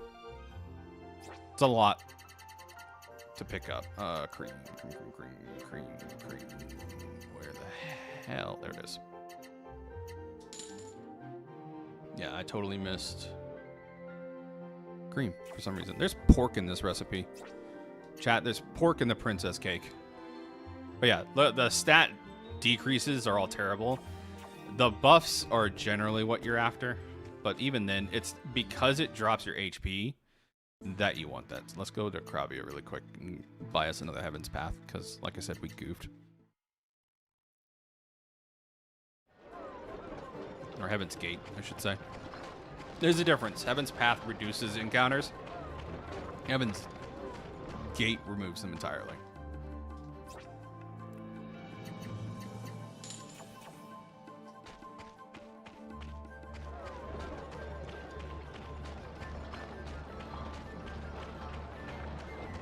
It definitely sounds like something Marianne would eat. That little... I cannot stand that little girl. The writers did a great job making her as hateable as possible. Alright, we still have the carryover effect from our previous Heaven's Gate, so not a complete loss, but we definitely goofed on some of our routing here, so it's not going to last as long as we want it to, so I'm glad I went and picked up a backup. Like I said, I screwed up here. Not the fault of the guide. I misread. Do I need to zap these slimes? I remember them being for something later. I'm going to zap them just in case. I know that some of them can drop on you. It didn't drop on me last time. It might have been because of my routing. Might have just skipped it entirely somehow. All right, Princess Cake. Lang, give me the beatus. Diabetes. And then we follow up with Kazan Curry. So we're doing a double cook here. And while we're here, we don't rest. We do not want to rest. So everyone's HP should be low.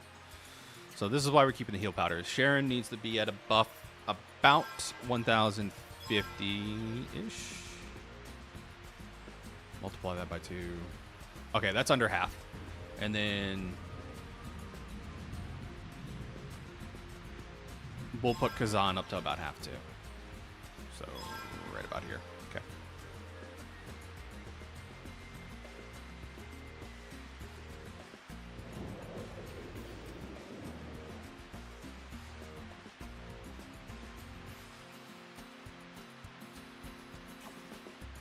Let me check something really quick, because there's no mention in here about MP. But I'm curious if one of the potions we're about to give restores that. Okay, so... Sorry, I know we're, like, wasting time here, but I am curious. So, unassailable pill. Half damage received. Strong men, weak walls. Increases damage, if I remember correctly. What the hell are my strong men, weak walls? There it is. Yeah.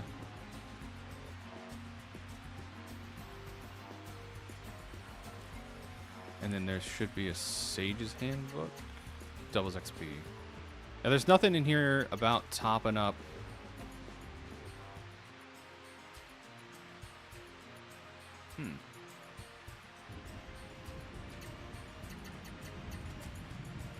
There's nothing in here about topping up MP, so let me look real quick.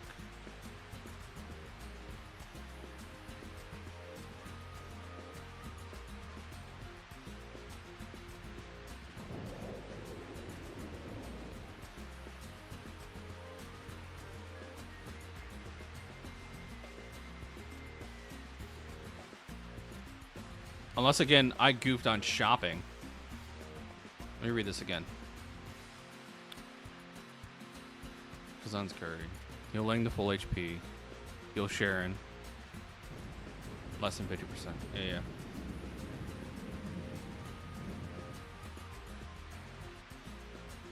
Huh. Yeah, nothing in here about full MP.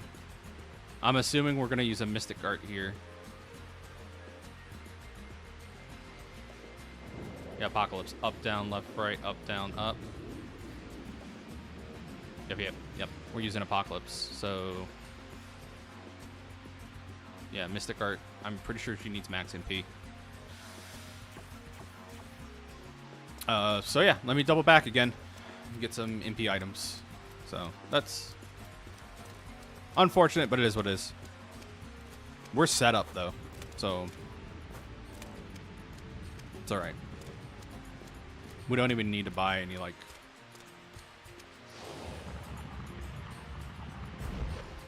I'm not seeing anything in here that says to pick up anything that restores our MP.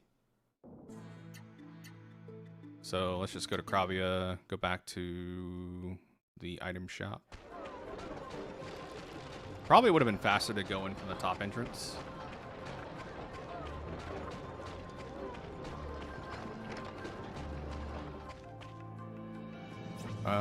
Magic bottle, 200. That's a lot of money. Jeez. Okay. Yeah. This is probably gonna screw up my money routing, but at this point, it is what it is.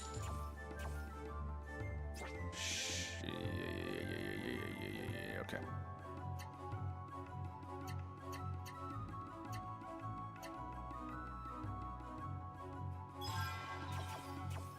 Okay.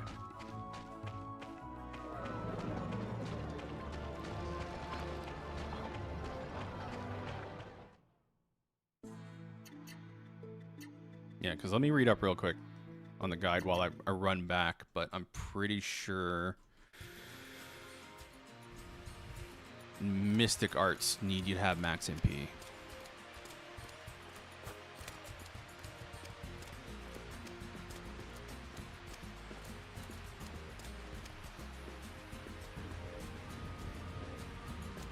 I could be wrong, though. I thought that Mystic Arts needed you to have max MP. Alright, well.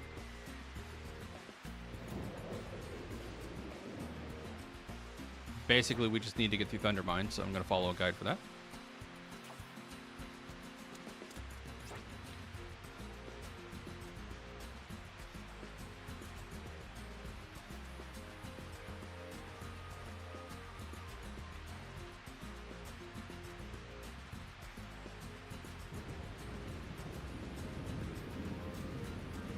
So the first lightning tier. Okay. So remembering when the lightning tiers is going to be a little difficult for me, but that's why I pulled up this guide. Yep, so this should be our first lightning tier here. Okay, yep, there we go.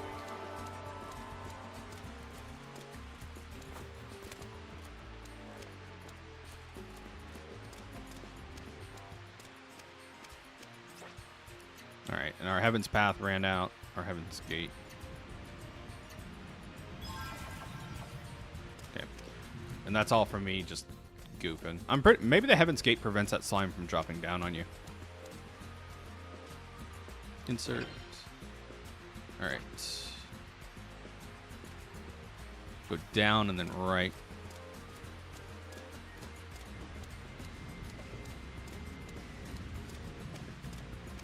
Alright, so this is where we're going to find our next lightning tier.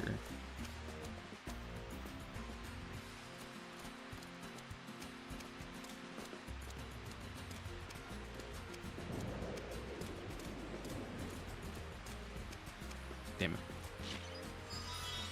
I didn't want that.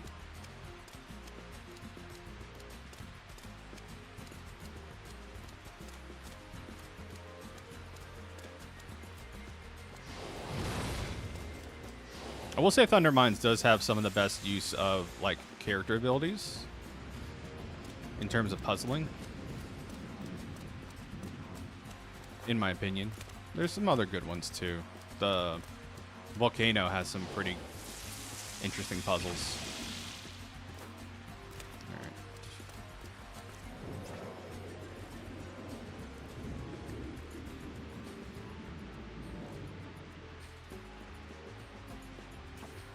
Alright, and then our next lightning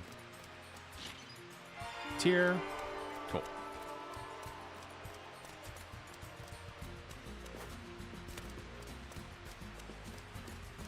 And so if I'm remembering this puzzle correctly, we're going to put this in the pedestal, then go back to the left pedestal and grab that lightning tier, go to the right, use the pedestal, use the tier in there. So basically we're going to do a full circle. That's like the puzzle.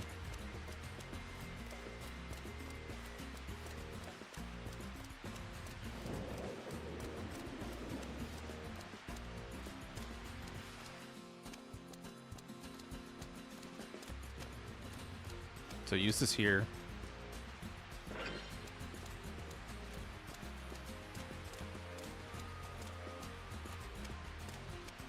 Yep. I can't remember if the path scrolls are step-based or if they are time-based. They're probably step-based. Which I think is why Kazan is used, because he, like, technically travels further with less steps. That might be why. That's pure speculation on my point. I could be completely wrong. Pop this in here. Head back to the right.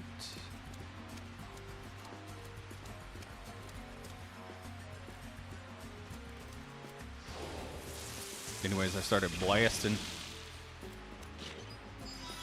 I didn't need that. Wasted steps. Okay. Left at the fork here. Hold on. Silver Barrow. Okay, I don't need that. That's the downside of using other guides is like they're not speedrun coded.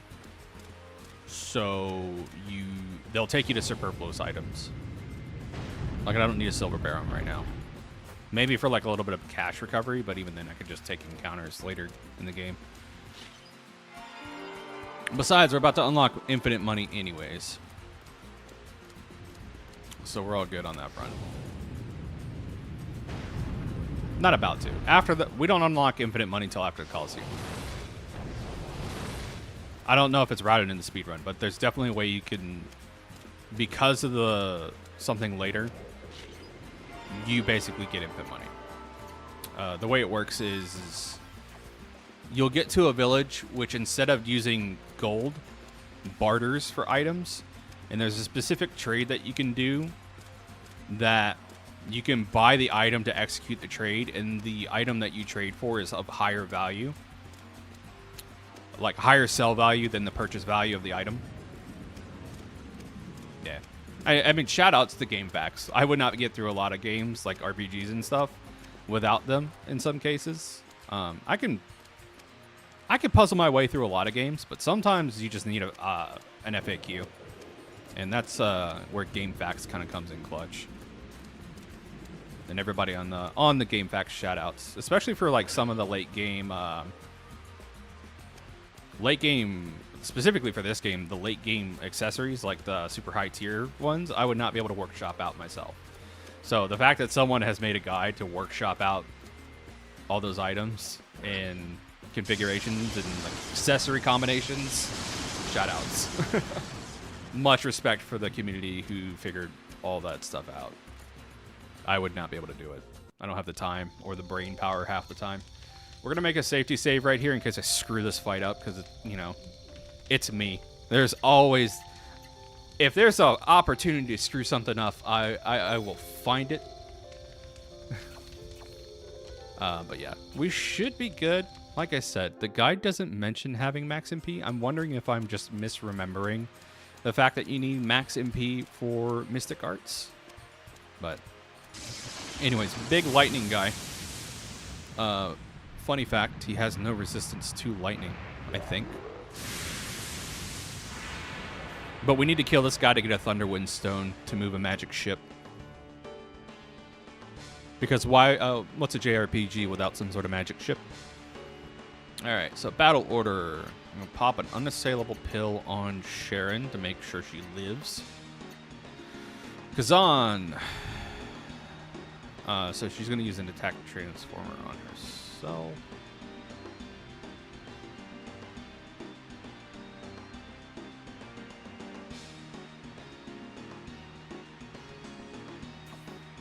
I already screwed this up.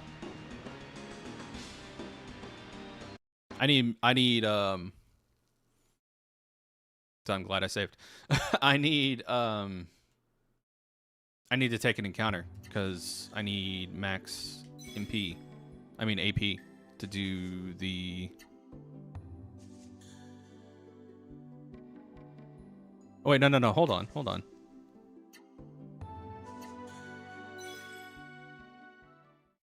Unless, hold on. Let me go back and read because I might not have screwed that up. We might be using an exploit with the attack transformer. Let me reread this. Hold on. No AP consumed. Okay, we're gonna go in with the way that the guide's written because I'm pretty sure the attack transformer makes it to where you don't need maximum MP for this fight. So my bad. I was like, am I following? I just second guess myself a lot when I'm following some of these guides because I've already missed like 2 or 3 things. Just because it's a lot to go through. We're gonna try it this way.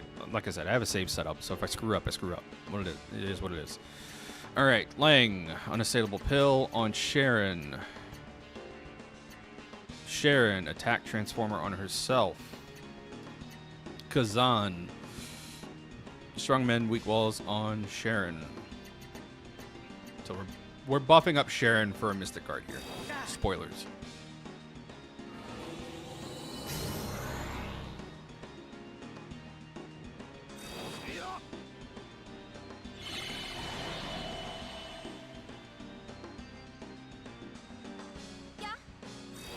Sharon's super fast, which is why she does not need pole position. Yep, and that's why we set this up this way.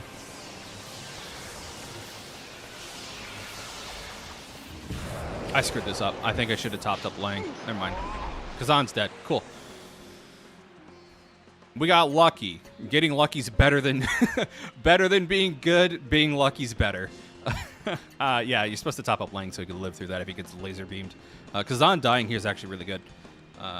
So we need to use the Sage's Handbook on ourselves to get Lang up to a proper level for later in the Coliseum. And then up, down, left, right, up, down, up. And watch the magic happen.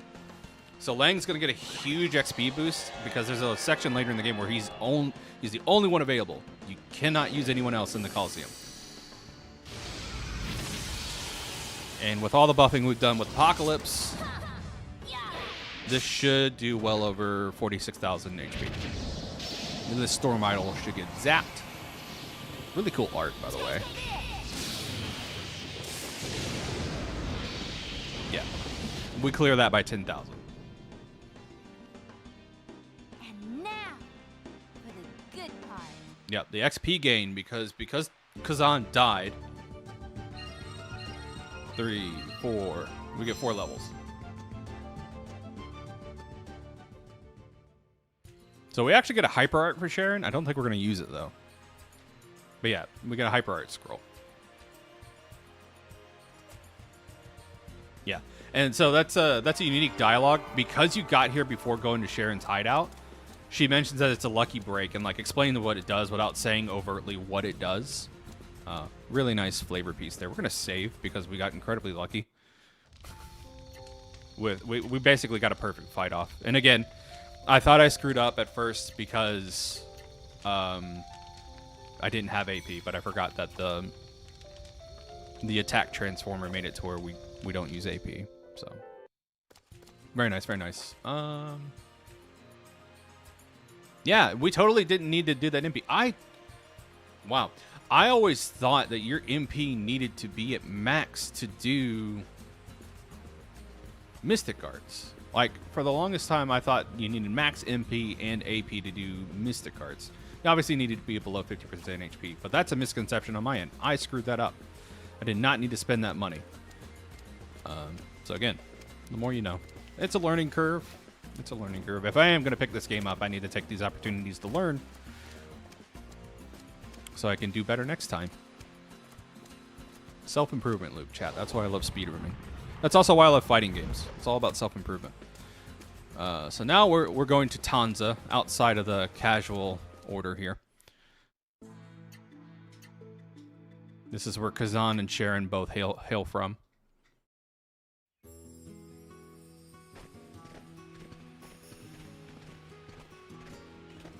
This is where you learn that because of the events of the Black Sun, the port has flooded, ruining the ships available in kind of half of the town with it.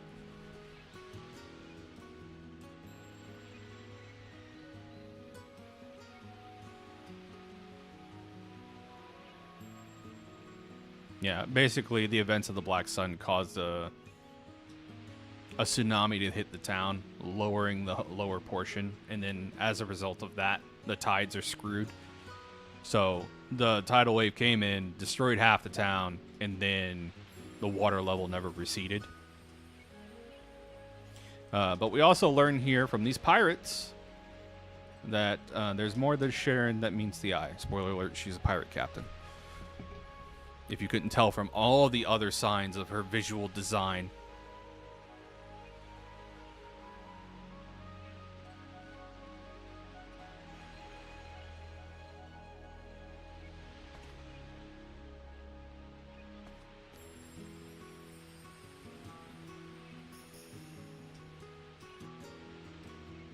Thankfully, there's no more shopping or anything we need to do right here, so we can just leave. Oh, there's a... right at the town's exit. There's a silver barrel hidden over here. Yeah, she uses a cutlass.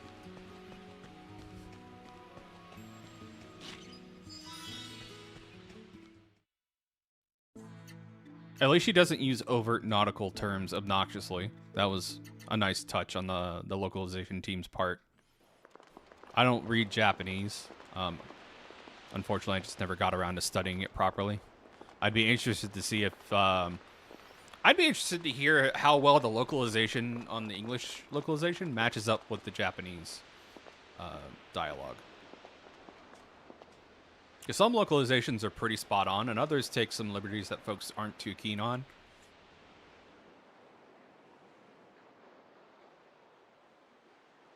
Although there's also times when localizations can actually improve a character. Specifically, like Final Fantasy 13, I remember Fang in Japanese is just kind of a wet blanket. She's not a very interesting character. She's very dull and doesn't have a lot of characterization. But the English localization is like, let's give her an Australian accent and add some more flair to her dialogue. And it really kind of glamored her up to be a more impactful character to the party. At least from what I've heard. That's all from what I've heard from other tellings. Again, I don't speak Japanese natively, and I do not read the language.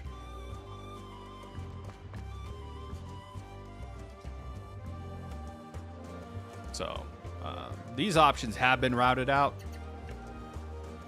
Thankfully, we're going for the least amount of animations here.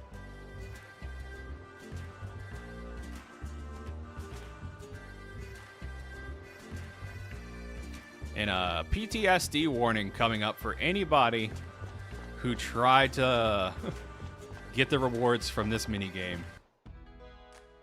Whew. Stay calm. Stay cool. That frickin' ship wheel and knives. I spent many an hour perfecting the timing of this stupid minigame to get the reward at the end of it.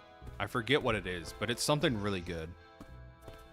It's like a really, really good item if you get certain score threshold on the knife throwing minigame. Option 3. No, option 1. Yeah, there we go.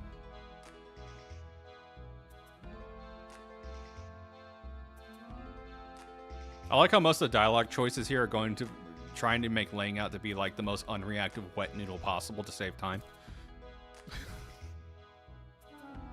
It's funny to me.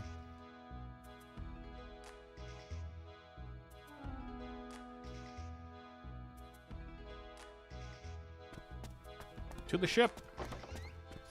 So again, the Thunderwind Stone here powers the ship and allows it to sail without relying on the currents and the wind. Basically, it conjures up its own wind to furl the sails in the direction they need. not furl the sails, but blow the sails in whatever direction they need. When you furl the sails, you raise them up so they don't catch wind.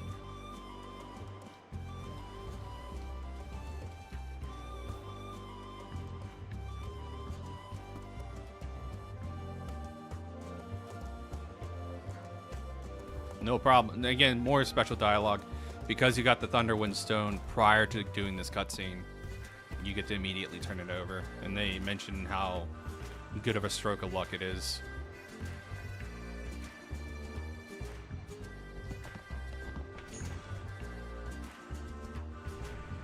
Yeah.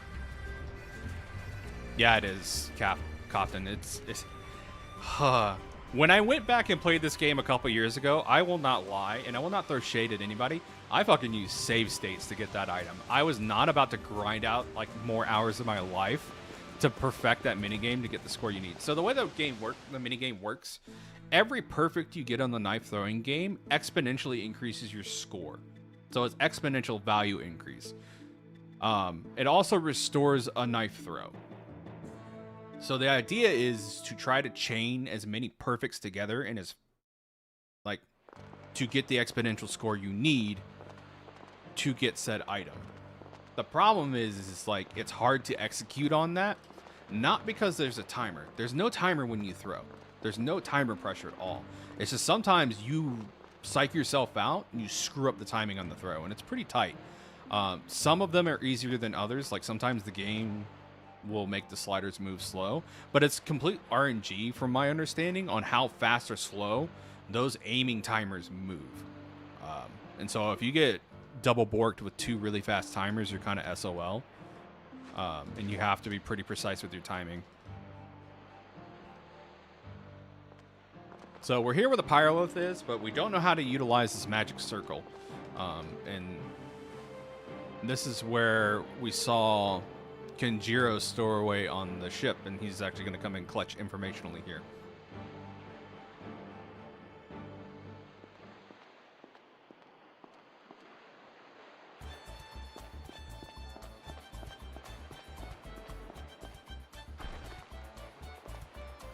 Although Sharon's not going to take too kindly to Kenjiro being a stowaway and then trying to charge her money for information.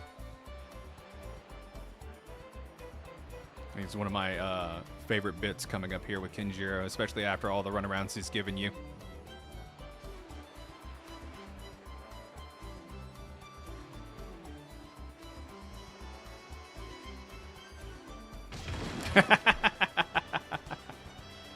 The kick with the follow-up of the up yours is comedy gold.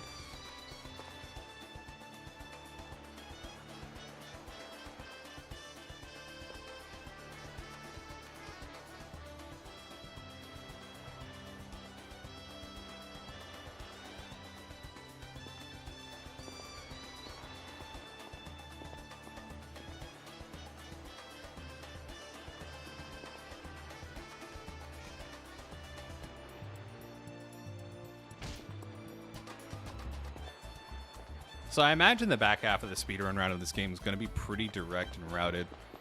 I don't foresee... Like, you can... On the back half of this game, you can sink a lot of time in the last couple of areas, but I imagine, of course, being a speedrun, you don't want to do that. So we're probably going to spend as little time as possible in the casino. But we'll see.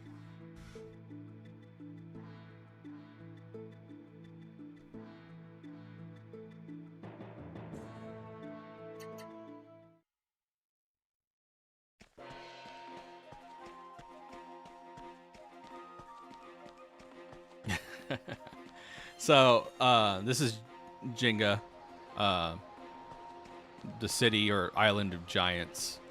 I do appreciate the attention to detail here. Everything is scaled to be relatively quickly walkable by someone of giant proportions. But since we are not of giant proportions, it takes forever for us to get across town. Dragon. It's a funky looking dragon. I don't know if I like the schnoz on that dragon. But it's going to be important later.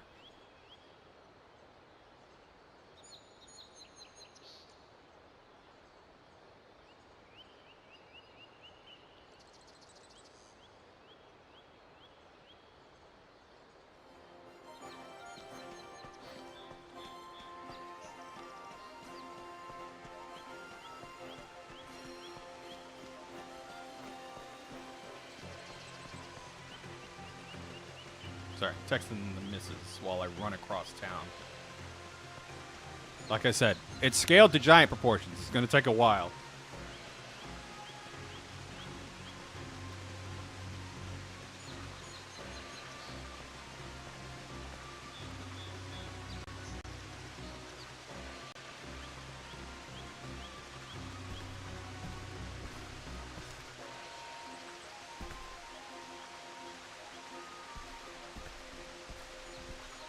Yeah, environmental storytelling's honestly huge. I'm not a big FromSoft person. The only FromSoft game I've ever played, and this might be a shocker to you, chat, is Evergrace. For the longest time, I told people that I never played any FromSoft games. But I found out later that FromSoft did, in fact, develop and create Evergrace. So it's a lie for me to say I've never played one, but I've never played any of the Souls games. Just hasn't interested me. The hype around the difficulty was always a big turnoff for me. It was like, yeah, so it's difficult for difficulty's sake, and then I never really got into it. I might get into them later. We'll see. Looking at them, I can understand that they're execution-based. I don't think they're as hard as people make them out to be. I think a lot of people just need to fight the impulse to be impatient and analyze attacks and patterns, but I can see how a lot of that stuff can get you caught off guard, and it's hard to, like, calmly analyze with some of the situations they throw at you. But yeah, FromSoft games are not infamous, but they're held in high regard for their environmental storytelling. So I mean, some games these days don't have really good environmental storytelling either, but some really hit the mark. Another really good game that had great environmental storytelling for me was Returnal. That game has amazing environmental storytelling.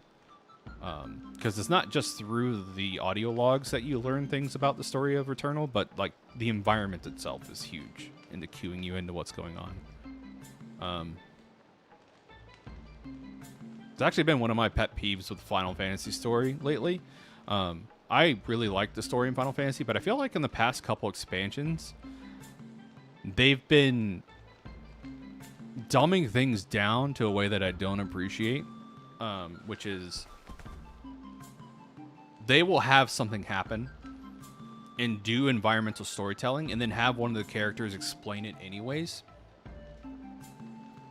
Which I understand. If you're playing an MMO that has millions of players, you want to make sure that you are catering to all audiences, and someone who's not observant might not key into what just happened. But I find that diminishes, I don't know, the storytelling in a little bit of essence there. It's like, trust your audience to key into the visual storytelling that you've implemented. Like, trust your audience.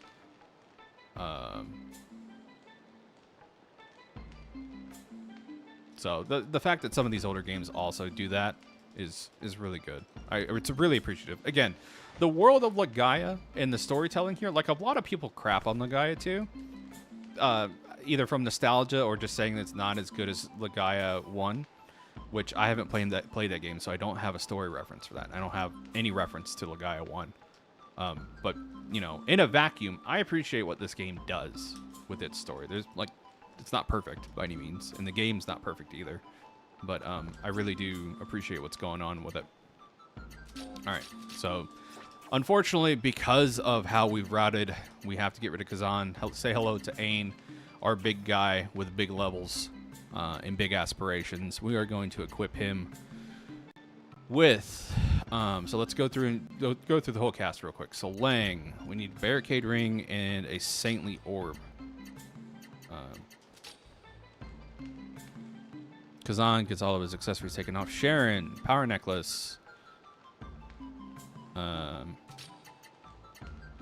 Tiger Jewel, Power Jewel, and a Saintly Orb. We made the Saintly Orbs for the Anti-Spellbind because that's going to be big later.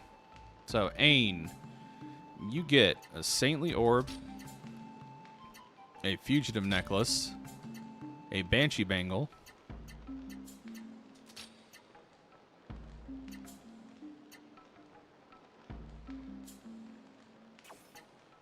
and a Power Jewel.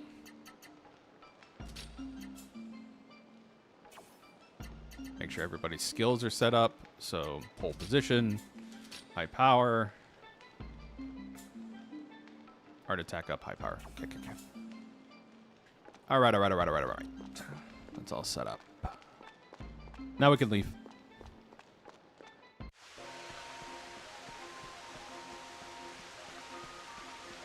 Yeah, no, that could totally be it, Captain. And like I said, I understand it. So, I'm no writer.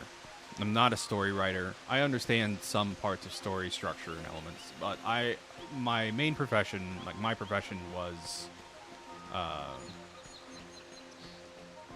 documentation, knowledge management person. So, like, I would create internal documentation and then maintain internal documentation to try to cater to as many audiences as possible for technical, like IT documentation.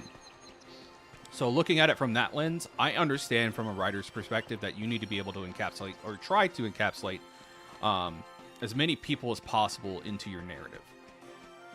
So that's why I said, like, that's probably why they're doing it. That being said, I'm not a huge fan of it. I would much rather you trust your audience with being able to interpolate that information. So we're going back to Mount Gabel here really quick. So I need at least 80,000 gold. And I need to do an AP refill here, which is why we're going back to Mount Gabel. So I need 20k more, like I said. We kind of screwed up my money routing earlier with the MP purchase. And Lang is at the level he needs to be at. So we're going to do some AP refilling here, get some more gold. I am going to take these items here and sell them to get to our level threshold, because we can go into this cave and get these items here, especially there's one in here that you need Ain for. This one right here. I forget what it is, but I think it sells for a good amount. Headset, Leaf of Defiance, Bronze Sparrow. So those should get us up to the money route we need to be at. So we're going to run around here for a little bit, burn out our Hebinx gate. Oh, that's interesting. And then do some AP refilling. And then we'll be good to go. Yeah. Final Fantasy XIV is a hard recommend for me. Not because I don't like it, because I really do like Final Fantasy XIV, but you have to... You can play the game 99% solo. With a lot of the changes that they've made. Like, if you want to play the game for the narrative, you can, 100%. They're going through and basically making a trust system for all the older content, so you do not have to pair up with actual human beings. You can do most of the content solo. That being said, not all of it is 100% solo viable right now, and you will have to gear up with like people in Party Finder to do some of the story progression content. That being said, if you do want to engage it with other players, it's a really good game to play. If that's not your cup of tea, I understand. It's not for everybody. But that's just my opinion on that. So we should have enough. Yeah. So this is one of Lang's really good combos here. He's going to do 2 of his 4 art attacks. Up, down, right, left, up, down, right. And then Ain.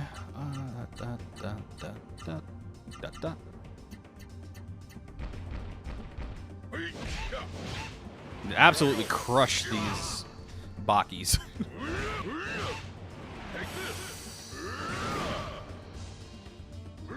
That's 100% fair. So I moved from World of Warcraft to Final Fantasy back during Heavensward. So I started playing in 3.0. So back 11 years ago, roughly. And I eventually brought over some friends that I used to play WoW with. And when they first started, I took them over to the Gold Saucer once they got far enough into the story. And like I had checked in on her like a week later, and she had essentially just been like in there since I first introduced it. Okay, Lang is topped up. I didn't realize he had turtle on. Interesting.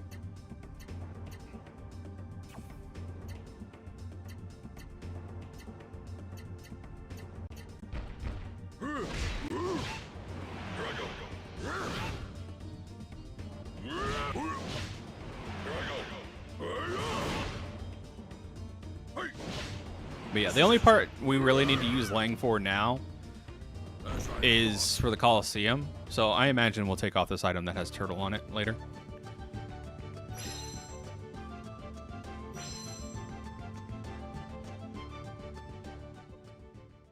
Alright, we just need one more fight.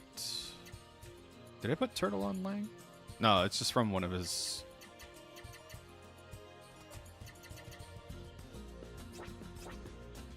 Yeah. It's just because he's so low level. He has barricade ring on still. Yeah. Okay. Yeah. Lang is now our item person.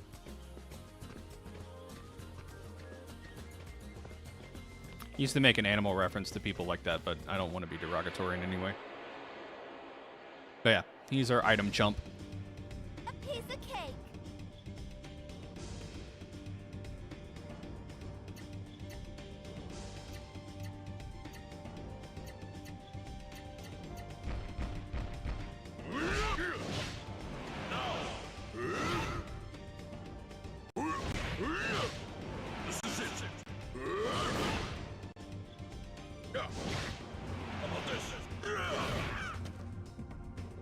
As I thought. Here goes. You're mine. All right, so everyone should be at max AP here. We are going to have to sell a couple things back at Derek and Citadel because I screwed up the money routing with the misconception earlier. But yeah, here's where we're going to pick up Atomic Heat, which is the best recipe in the game. We won't be using it for anything except for like probably the end of the game.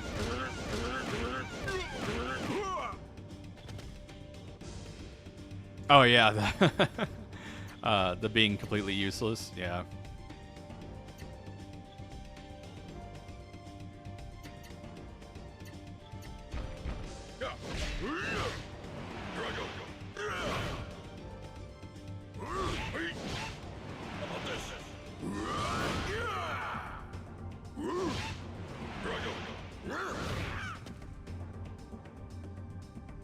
Why even try?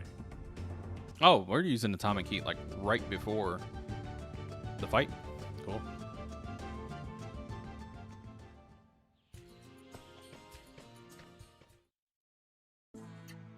Yeah.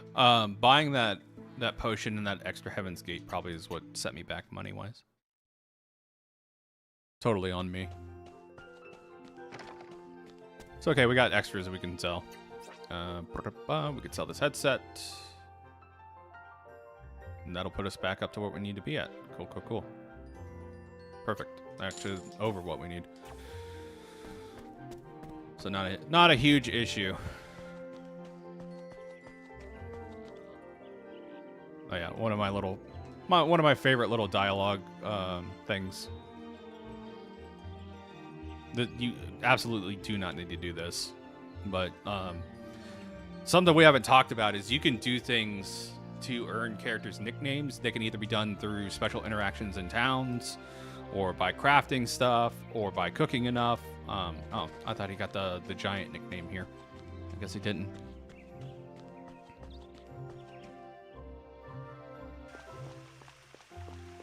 So we come to the hotel here, and you ask for the most deluxe option available.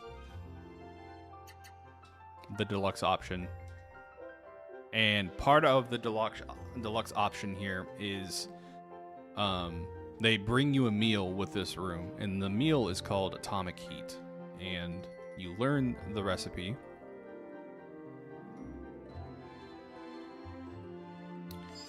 And it has like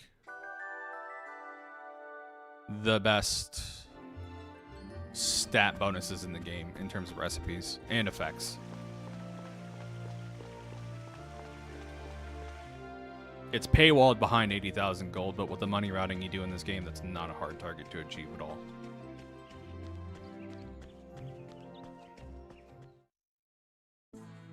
So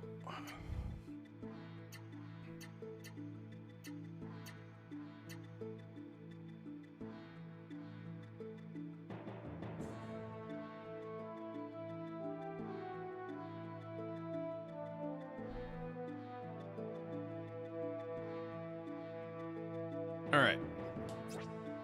Camp really quick. Cook. Atomic heat. So yeah, everything gets... The size of the arrows indicates how large the buff or debuff from the food is going to be. And this one is maximum on all fronts. So. I'm going to wait to use the Heaven's Gate until we get into Draconia. Just because you can't get encounters here in this first room, I believe. Yeah, you can't get encounters until you use the magic circle. Once you use the magic circle is when you can get encounters. So I'm going to wait to use the Heaven's Gate until here. So here's where we can start getting encounters.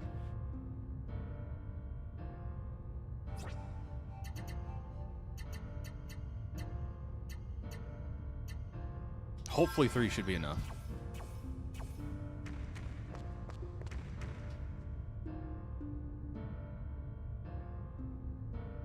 And here's where you learn. So Ain, I didn't talk about too much, besides being a giant.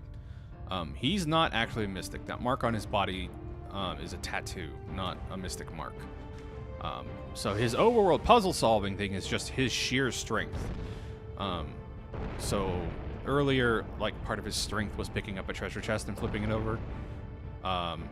This is his kind of main bread and butter for puzzle elements, is he can shoulder check really heavy objects and shove them into position.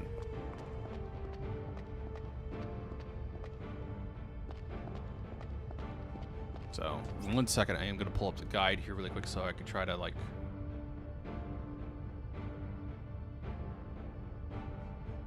back up and to the right, lower platform, teacher. No. So, don't take any forks, go straight.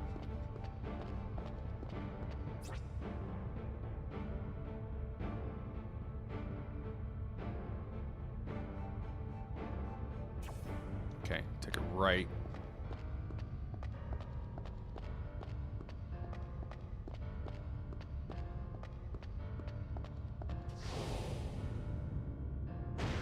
Now there's a hyper art and a camping kit over there, but we don't need that, so we're gonna skip it.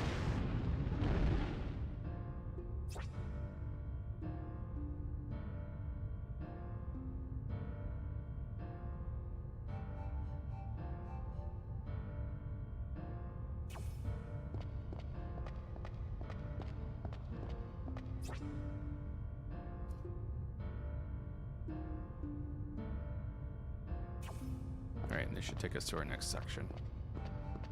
Trying to decipher these on the fly to not get the extra rewards is a little hard.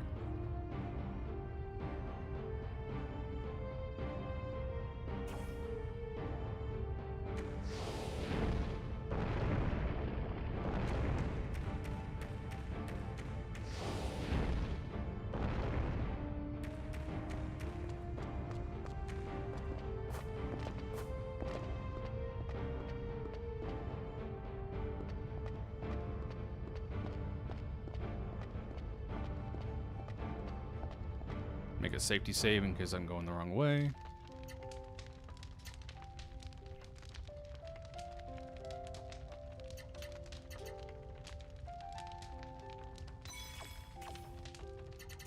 I've already used the Heaven's Gate, so that's why I use slot 2 there.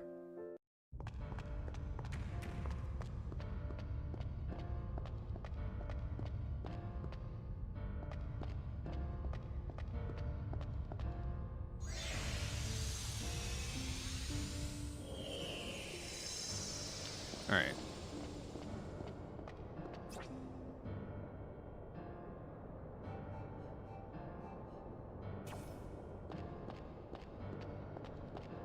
So first puzzle here, we're gonna have to move some. We're gonna have to shoulder check some ice cubes. Pretty sure you could do this by just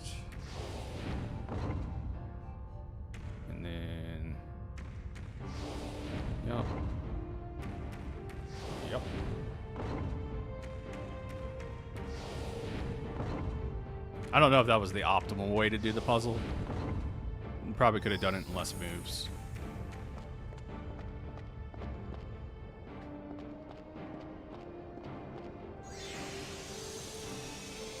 Yeah, the guide here on the speedrun is just like, cook Atomic Heat, then get to Elliot and Marianne. So, like, all the in-betweens here are not there, but I imagine if you're speedrunning the game, you have all this memorized.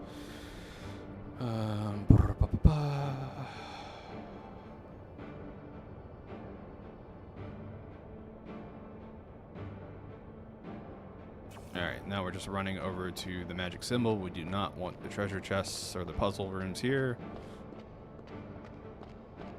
Okay, never mind. I lied. I'm a big fat liar pants.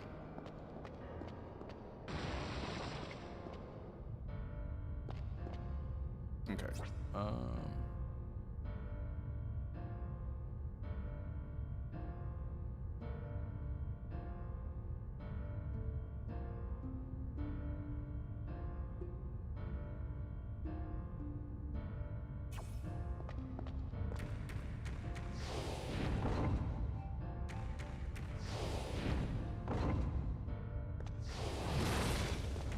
Alright, that's solved.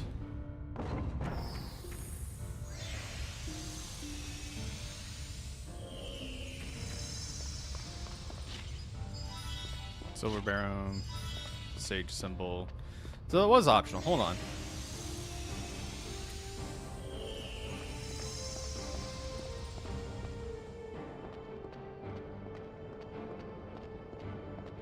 And how the heck am I...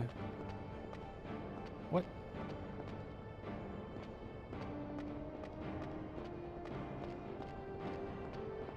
I'm missing something here. I'm being a big dummy dumb about this.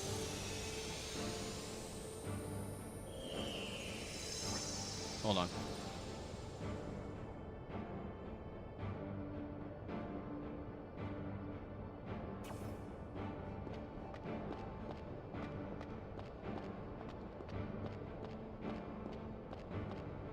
Oh, this is what you're supposed to do.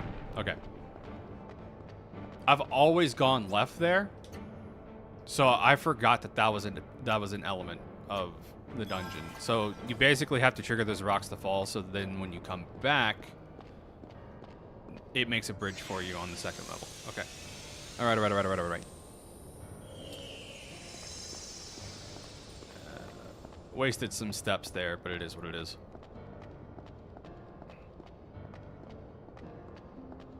Okay. And down.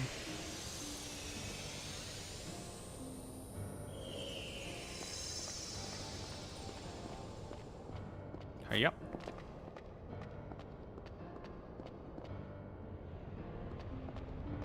Lava. Another safety save. Right now, we're still good. But, again, I could screw anything up, chat. Never doubt.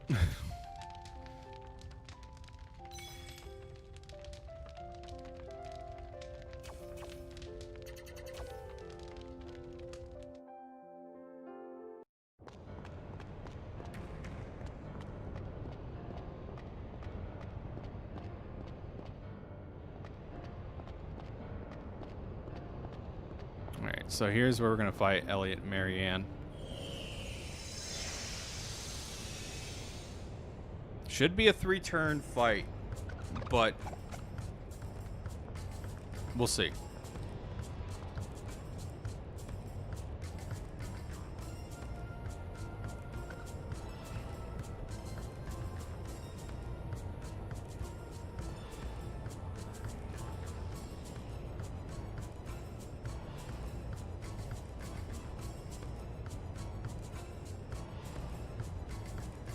Correct. That is absolutely 100% correct, Captain.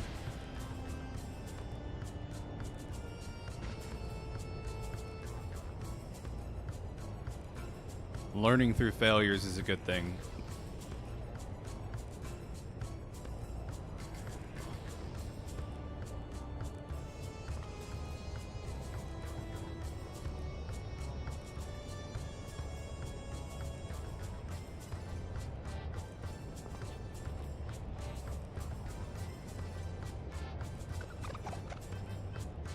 I think you get unique dialogue from your party members, depending on who you have in your lineup for this fight. Like, I think if you have Kazan and Maya in the party with you, they interact with Marianne and Elliot. Correct me if I'm wrong, though. Could just be the same lineup every time. I don't remember Sharon saying something there.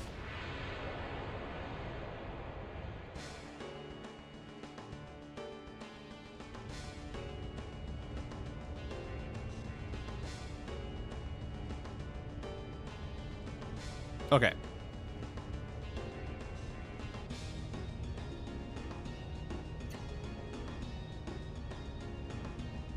So, strong men, weak walls on Ain. Attack booster.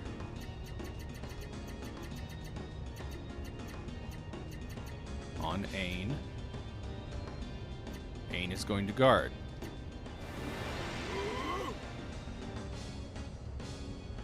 Yeah.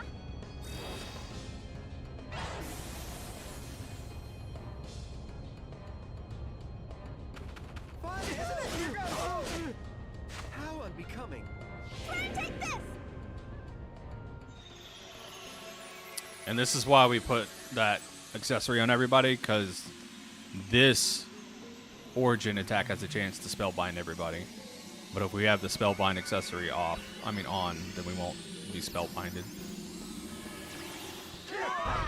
Yeah, it'll strike everybody with venom, though.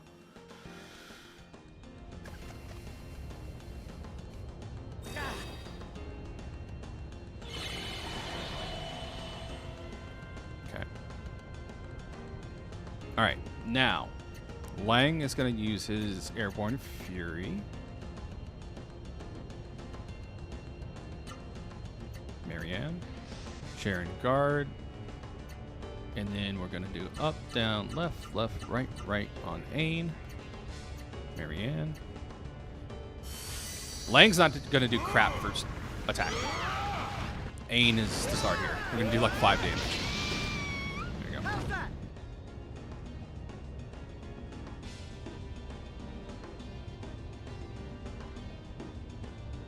Marianne!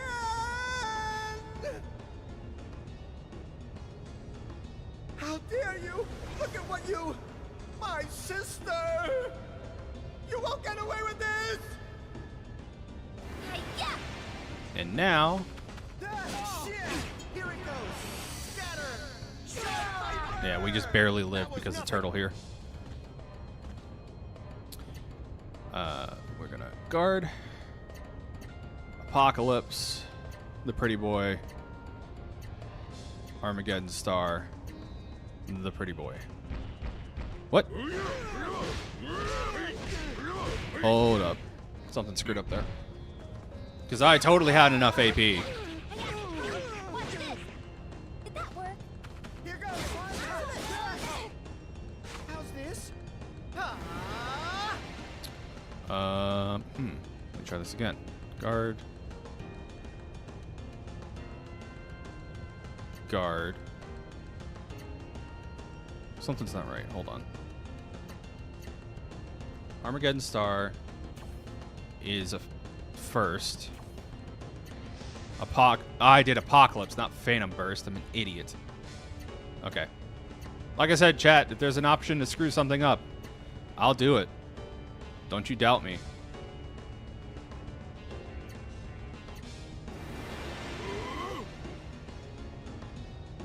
Yeah, I totally did the input for Apocalypse and not for, Fun, isn't it?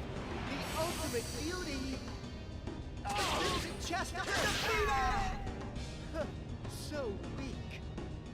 yeah, we actually had a couple levels of advantage, so I'm not too beat up about Lang going down there. All right, now say goodbye to the pretty boy.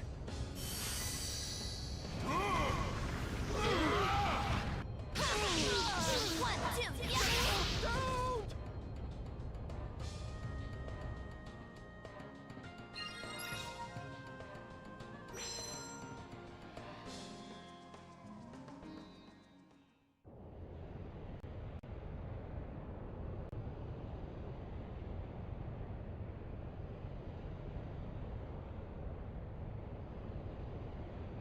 So here we get a bit of a backstory, like sympathy thing.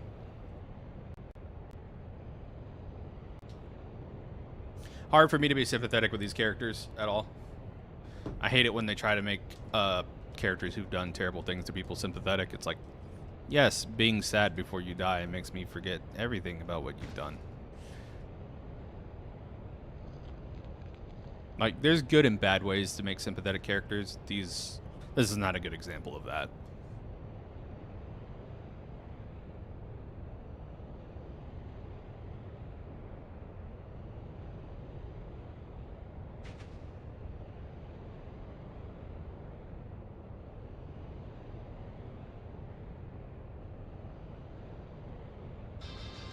Nope. 1 second, chat.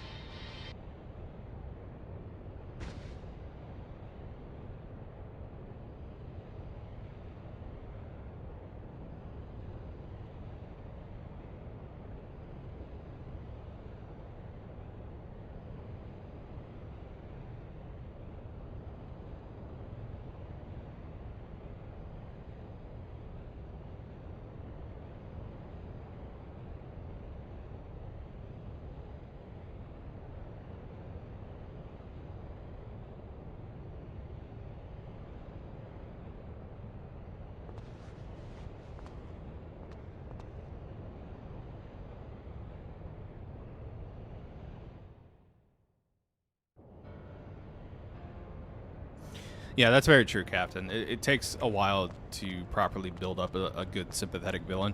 I think also showing that the reluctance to do some of the terrible things that they do goes a long way. Marianne and Elliot are not it. They took delight in everything, every terrible thing they did to a lot of people. So, but yeah, I think we're gonna go ahead and call it here for today. That was a call from the missus. They're headed back, and so. Yeah, we'll call it here. Making okay progress. Some of this time is from me being idle. But yeah, after this, it's some secret market shopping, Fortune, Wind Tower, and then straight to the end of the game. So I think we could realistically wrap this up in 1 or 2 more streams. So yeah, but thankfully nothing screwed up here at the end, so I don't have to go and like re-edit the VOD. This should be ready to go for everyone's viewing pleasure right away on YouTube, which is going to be great. But thanks so much for indulging my playthrough on this again, chat. Thanks so much again. Shout outs to Death Tome for showing up in chat and talking with me about it. I've always had interest in the speedrun route for this game, so I'm glad they could shed some light on this, some of the way the game functions here, and I'm looking forward to it. Looking forward to finishing this out. So take it easy, everybody. Have a great weekend. I'll see you all next time.